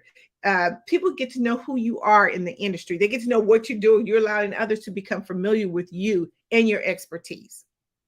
See, if you're always around, especially at different networking events, people going to remember you. They're going to be like, oh, I remember her. Oh, she has that magazine. Oh, she has that tattoo magazine. Oh, Lord, I would love to be on the front cover of that magazine. But it's building credibility too, because see, you're in for the long haul, not the short term, because there's so many businesses that come in and out. But the more that you show up, the more that you put yourself out there, the more it shows that you are visible, that you're credible. Because if you're not showing yourself, if you're not as visible to your target audience, they're going to start doing business with people who do the same business as you, but are more visible. So it's the benefits of networking. It's to be visible. It helps you get credible, but it helps you to do opportunities and collaboration. Just think, through networking, you get to connect with like-minded people, and it can open so many doors for you. You can leverage the strengths of others, and you can create beautiful opportunities. You can do a lot of different things with networking. Just think, if you go to a networking event, you're actually networking with other like-minded people who are looking to do business, who are looking to do something, maybe some decision makers on there, whether you're doing it in person or in virtually. Let me tell you, I made the best contact just being at a gas station, networking, starting those 8 ways of conversation, open up the door to an amazing contact that is leading to different opportunities. So you have to be able to, again, when I say when you wake up in the morning, you start talking, you're networking. I like to change networking to conversation, if that's okay, because we're all just having a conversation. But it leads to opportunities and collaboration. It helps you build brand awareness. Building relationships through networking allows you to promote your brand to a bigger and wider audience. A lot of times, I go into networking events, I'll have my magazines with me. And sometimes I'll lay them out at the table, and they'll be like, oh my God, these are some amazing magazines. Oh, I know that person. Oh my God, here, read their article. They have something really amazing to say of how they started their business. I'm building brand awareness. And then the last thing that networking does, it helps you build business partnerships. See, networking allows you to identify people and partnerships. See, through, again, networking, conferences, online communications, you can establish connections with individuals or organizations that align with your goals and values. So we got to make sure that when we're talking about networking, look at the benefits of what networking can do. The main benefit networking can do for you is bring you money. It can give you residual income, current income. I call it the ATM, ching, ching, because there's something that always can be generated out of networking. You have to think of, when you say networking, generating, that's networking, that's income. So let's kind of think about what we're doing when it comes time to network. Remember, it is a long process. You have to let it marinate. Think about networking. Conversation is building relationships. Don't go into it thinking that, okay, I'm going to go to this amazing event, I'm going to pass out my business cards, and then boom, somebody's always going to do business with me. But see, one thing that a lot of people do when it comes to mastering the art of communication is they don't have a plan. You got to have a plan. Like, we wake up in the morning with a plan. We have a plan of who we're going to talk to, what we're going to put on, where we're going, what we're doing. You have to have a plan. And it's the same way when it comes to networking, communication. You got to have a plan. But let's, for the sake of it, talk about when you're going to a networking event. What's your plan when you go to a networking event? The first thing should be the research. We need to do research when we're going to any type of networking event. Why? Because it's so important. We want to make sure that we're not wasting our time at events that we're not supposed to be at. So do some research. Find out how many times this event has been taking place. Find out who's the hosts and co-hosts are. Take some time, because you don't want to waste your time. That's a whole part of research. Avoid wasting time, because what happens is we always get offered to go to so many different events, but sometimes our target audience is not even at that event. But we went there, and once we got there, we wasted so much time because we weren't really able to really connect with people that was a part of what we were looking to do. So make sure that you do research. 2, again, explore the co-hosts and hosts. By finding this information out, you can see who their followers are, who follows them. Okay, that's a really important part when you want to research the co-hosts and the hosts. Who follows them? Who are their clientele? What kind of business do they do? Is that in alignment with what I'm doing, or the people that I'm trying to connect with? It can help you establish so much by finding out who their followers are, who their influential leaders are. You can find out so much. And also, it kind of ties into the event, because if you have an amazing co-host and a host that's hosting an event, you know who's going to be there. You know what type of event this is. Okay. Join their Facebook group. Just about every group or every conference has a Facebook group. Okay, join that Facebook group. You know why? Because the reason why, they're wanting to set the pace already. One, they're doing it to make sure that they can collect leads throughout the process, but one, they're doing it to open up the communication. Here's what I say: when you go to a networking event, prepare to find or connect with at least 5 or 6 people. But see, if you join that Facebook group and you start connecting with inside of that group, people who are joining the group, I mean, just click on their name. Hey, I'm so excited, to be a part of this community. I'm looking forward to going to the network event, or even if it's virtual. Hey, I'm so excited to be a part of this community. It looks like they're doing some amazing things. Love to jump on a quick call with you. I mean, find a way to connect with them or to some of the people that are going to be there. Now, if you're going in person and you've connected with them on Facebook, let me tell you, that's the best thing ever. I call it, that's like the icing on the cake, because now you get to see their face. Okay.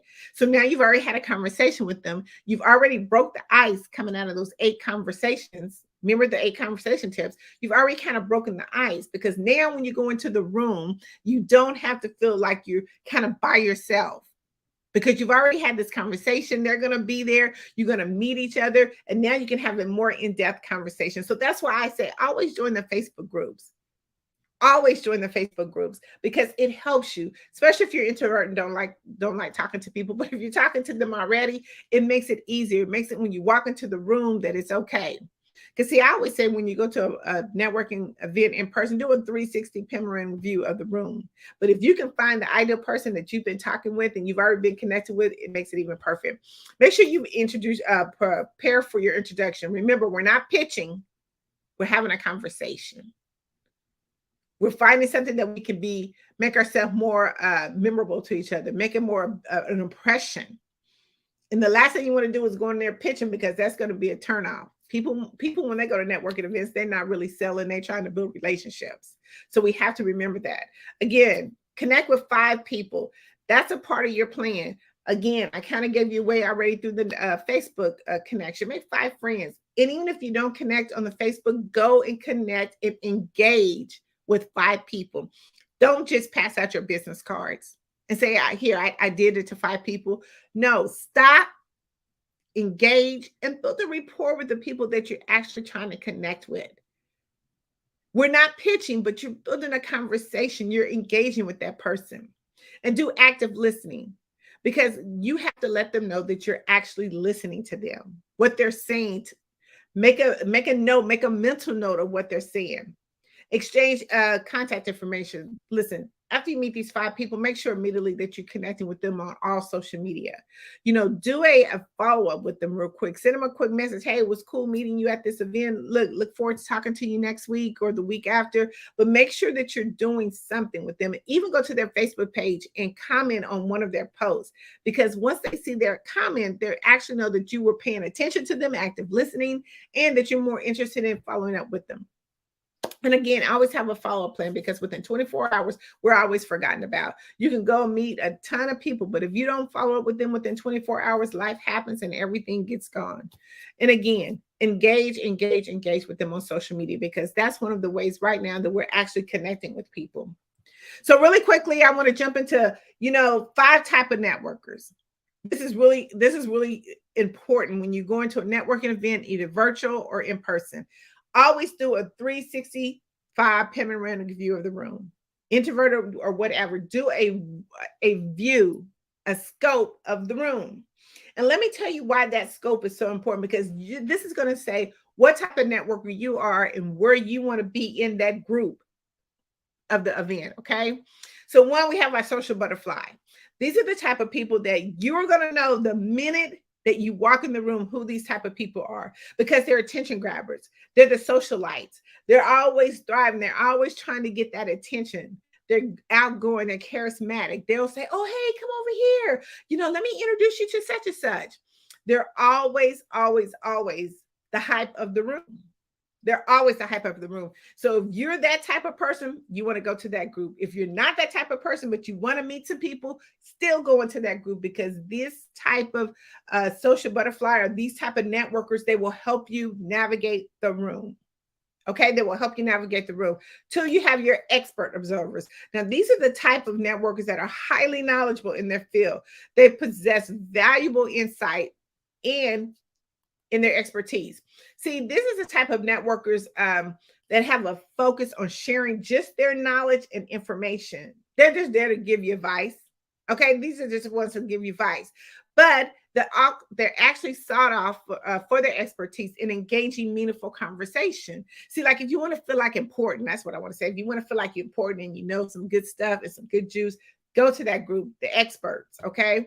These are the ones that are sit there, they're going to tell you all the information. Really, you know what? It ain't a bad idea to get into the, to stop by these networkers because they can give you so much valuable information. 3, we have the buffet eaters. Okay, now so these are people that just go to the event just for the food. I'm be honest, they just go to the event for the food. A lot of times they will be like, man, they having some good food. I know this event, I'm going here because it's going to be some good food happening here. So they'll go there. But remember, buffet eaters, the conversation always starts at the back of the line. It never starts at the beginning of the line because you know why? All that information trickles to the back of the line. You're going to know everything about that event, who's there, who not to talk to, what the hype gossip is, all that good stuff by the buffet eaters. Now you have the 4th one is your walkers or connectors. These are the type of networkers that focus on just building relationships and connecting with people. They're proactively seeking opportunities by introducing and making referrals. Okay, so these are people that they're just a little bit different from the expert observers. They thrive on creating network and mutual benefit and relationships. So these are kind of these marinated people. Okay, they've been there a little while. They're walking around. It's like, okay, if I pick up a new person, that's cool. If I don't, but yeah, I still want to know I still want to get the who's and the no-nos in the room. Okay. And then 5, you have your goal setters or your strategies. These are people that are on a mission that are going straight for the gusto. They have a mission. They're going to engage. They're going to build rapport. They're like, look, I got about 20 minutes to be in this networking event, and I'm going to make sure that I get my whole time worth while I'm in this event. So I'm going to specifically go to 5 or 6 people in the room, and I'm going to make my connection. I'm going to engage with them. I'm going to build a rapport with them, and I'm going to have to set an appointment with them right before I leave. As soon as I get through talking to them, I'll open up my phone and say, boom, are you available Wednesday or Thursday? So you have to figure out what type of networker you are and where you want to be in the process. So I gave you 5 types. Listen, either you're going to be a social butterfly, you're going to be an expert observer, you're going to be one of those buffet eaters going for all the good food. You're going to be one of those walkers or connectors. Okay. And then the last one, you're either going to be a goal setter or have your strategy already in place. It's so important when you think about what type of networker you are and what type of event you're going to. And if we really think about that, I mean, every event is different. Every event is not the same. So you got to kind of prepare yourself. Now, a lot of these networkers can change. Okay. A little bit of these definitions can change. So you got to be kind of on the lookout of what you're looking for. Again, have your plan. What is my plan? What am I doing here? What's my objective? What am I really looking for once I leave here? And what kind of conversation do I need to be having that's going to take me or help me build my resource bank to help my clients? Remember, you're not networking for yourself. You're networking for the next person. But the whole purpose of networking is to build the resource bank, is to help you to be able to identify some things and some resources that you can help your clients. So when your clients come to you, you want to be that one-stop shop. You want to be that one-stop shop. So think about it. Have your plan prepared. Even write it down on a list. Sometimes I do a checklist to make sure that I checked off all my boxes. Make sure that I've done my research. I've done all those things that I needed to do to make sure that this is the event that I need to be at. I can go here, spend an hour, and can make some amazing contacts. So I want to just jump into this really quickly. How does LinkedIn connect with all this? How does LinkedIn help you to master all this conversation? Let me tell you, LinkedIn has over 810 million users. And it's probably climbing as we speak today. But right now, approximately, they have 810 million users. Did I say it was free? Oh, I forgot. It was free. It's a free resource for you that's a lot of times overlooked.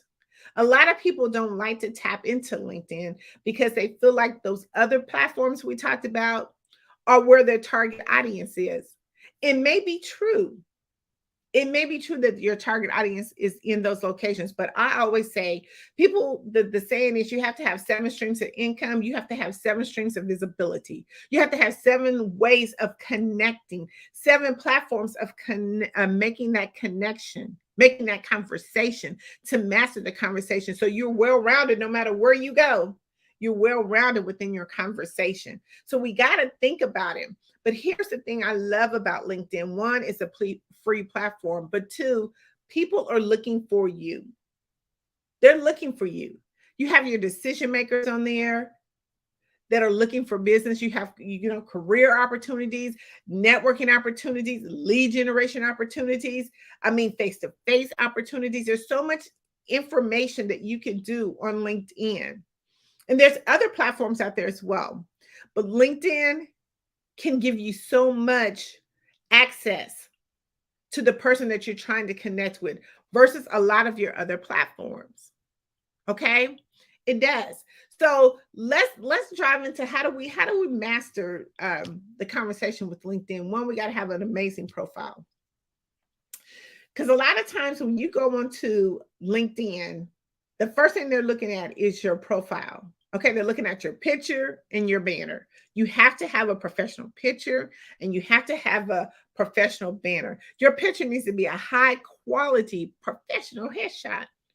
So we have to choose our images, because just think, on any platform, in any way you're trying to communicate, anytime that you have a business and you're trying to communicate your message out into the masses, think about your photos. They got to be high quality. They got to be some good photos. Okay. You cannot just go and just put a photo, a blurry photo, a photo that has different disillusions in the background, because all of that represents you. And a lot of times people say, well, no, when I post on this, it doesn't really matter. No, everything matters, because let me tell you, when you're thinking about trying to get professional contacts and grow your business, they're looking at you on all platforms, not just one, all platforms. They're looking at what you're seeing, what you're putting out there. Even when you go to your Facebook page, they are looking for how do you live? What do you like? What's your interest? Who some of your friends are? All of that makes a difference. So we have to make sure that we are really paying attention to the photos that we put out there. Because just think, when anytime somebody meets you, I'm giving you an example. If you go to a gas station, you're pumping gas, you meet somebody for the first time, they're meeting you, okay, in person, in real time.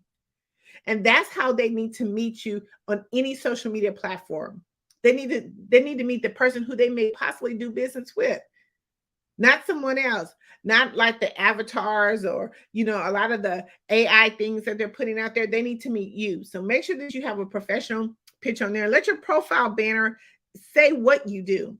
Because a lot of times right now, LinkedIn, they've changed their format, their structure. So the first part of that page, before they even get down to the rest of it, is going to speak for everything about you. So make sure that it counts. Make sure that you have enough, what did I say before, to keep them engaged, to keep them wanting to know more about you. We got to fill it out. So make sure you have your professional picture and banner. Next thing, let's make our headline really crafty, catchy. Make it a compelling. Make it show a little bit of what your expertise is. Like, who are you? What do you do? You have this beautiful picture. You have this banner that says maybe you're author, coach, or speaker or something, but that headline still needs to speak about who you are, what you do. Make it short. You only have a few words in there. I think it's 100 or 200 characters that you can only put in there, but make sure that you think about what you're putting inside of there that really is going to give you some information. 3, always use your highlights. Always use your highlights. A lot of times we're making posts. Just think, LinkedIn is almost just like Facebook or any other platform, the algorithms, okay? And I hope we all know what the algorithms is. When people post one thing, somebody's posting next, somebody's posting next. Look, if you have 810 million users, there's always going to be something that's going on in that feed. So make sure that you're highlighting, putting your stuff, your videos and stuff in a highlight. So when that person clicks on your link, they don't need to go down a whole bunch of things to find you. They can find it, all the information in your highlights. And make sure that everything that you post on there is a professional. Your summary needs to be really concise, engaging. That's kind of like an overview of what you do. Don't put a lot of stuff in there that doesn't relate to what you're doing. Come on, let's make it catchy, quickie.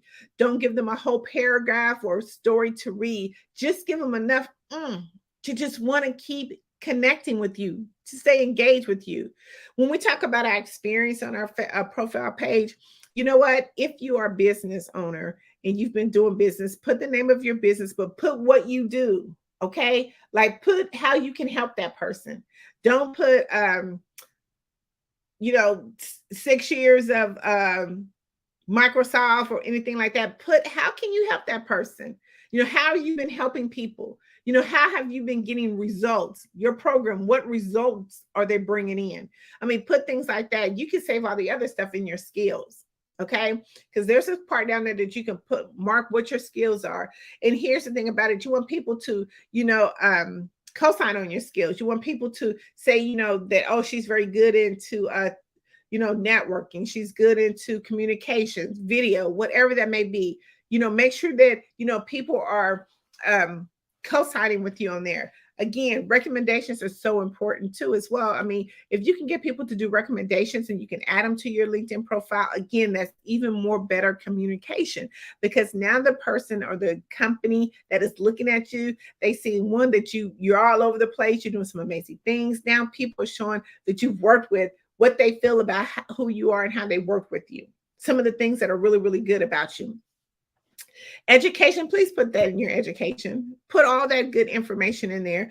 Put your current, again, we have to make sure that we're not putting our last, but our least thing that we did, and make sure that we chronology, put them in order. Okay. Any volunteer experience that you have now, I think as entrepreneurs, we all should have some type of cause that we do. But if you're volunteering on different services, put that in there, because after they went this far on your profile, if they like what they see, guess what? They're going to keep going further down. And all this is going to be saying, oh my gosh, she's an amazing person. I would like to bring her a part of my my team. Thank you. Listen, I know, but I want to say your work is invaluable. That networking piece was phenomenal. Thank you so much for sharing that. People need to know that you are giving away gold right here in that networking piece. Wow. Thank you so much. So that was Dr. I would like to say more information. Please go to that's TAPINmagazine.org. And I would love to do some more networking ninja with you.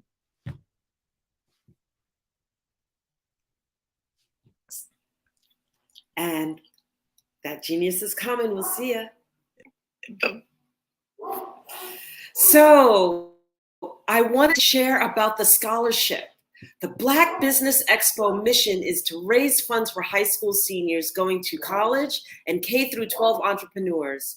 This expo is a fundraiser for students who may go to www.blackbusinessexpousa.com to donate to the scholarship fund and use the Cash App that's on the screen below and say $BBX USA.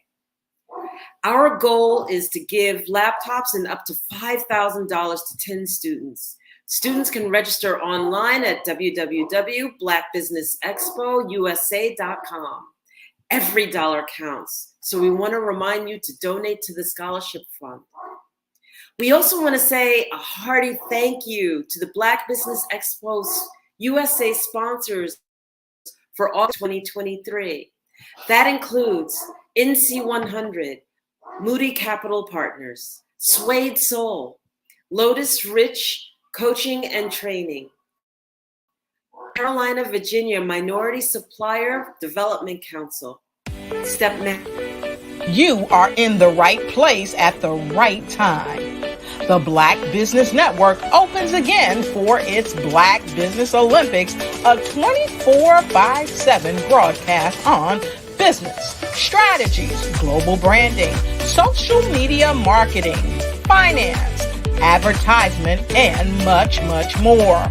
Featuring the top, most powerful entrepreneurs and speakers and thought leaders from all around the world as they gather together for this phenomenal event.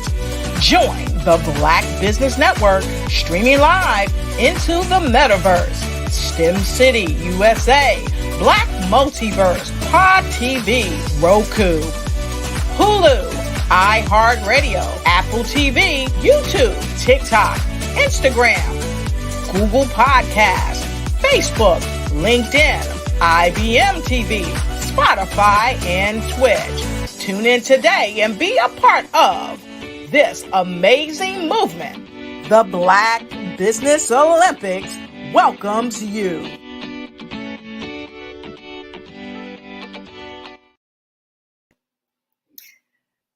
Thank you.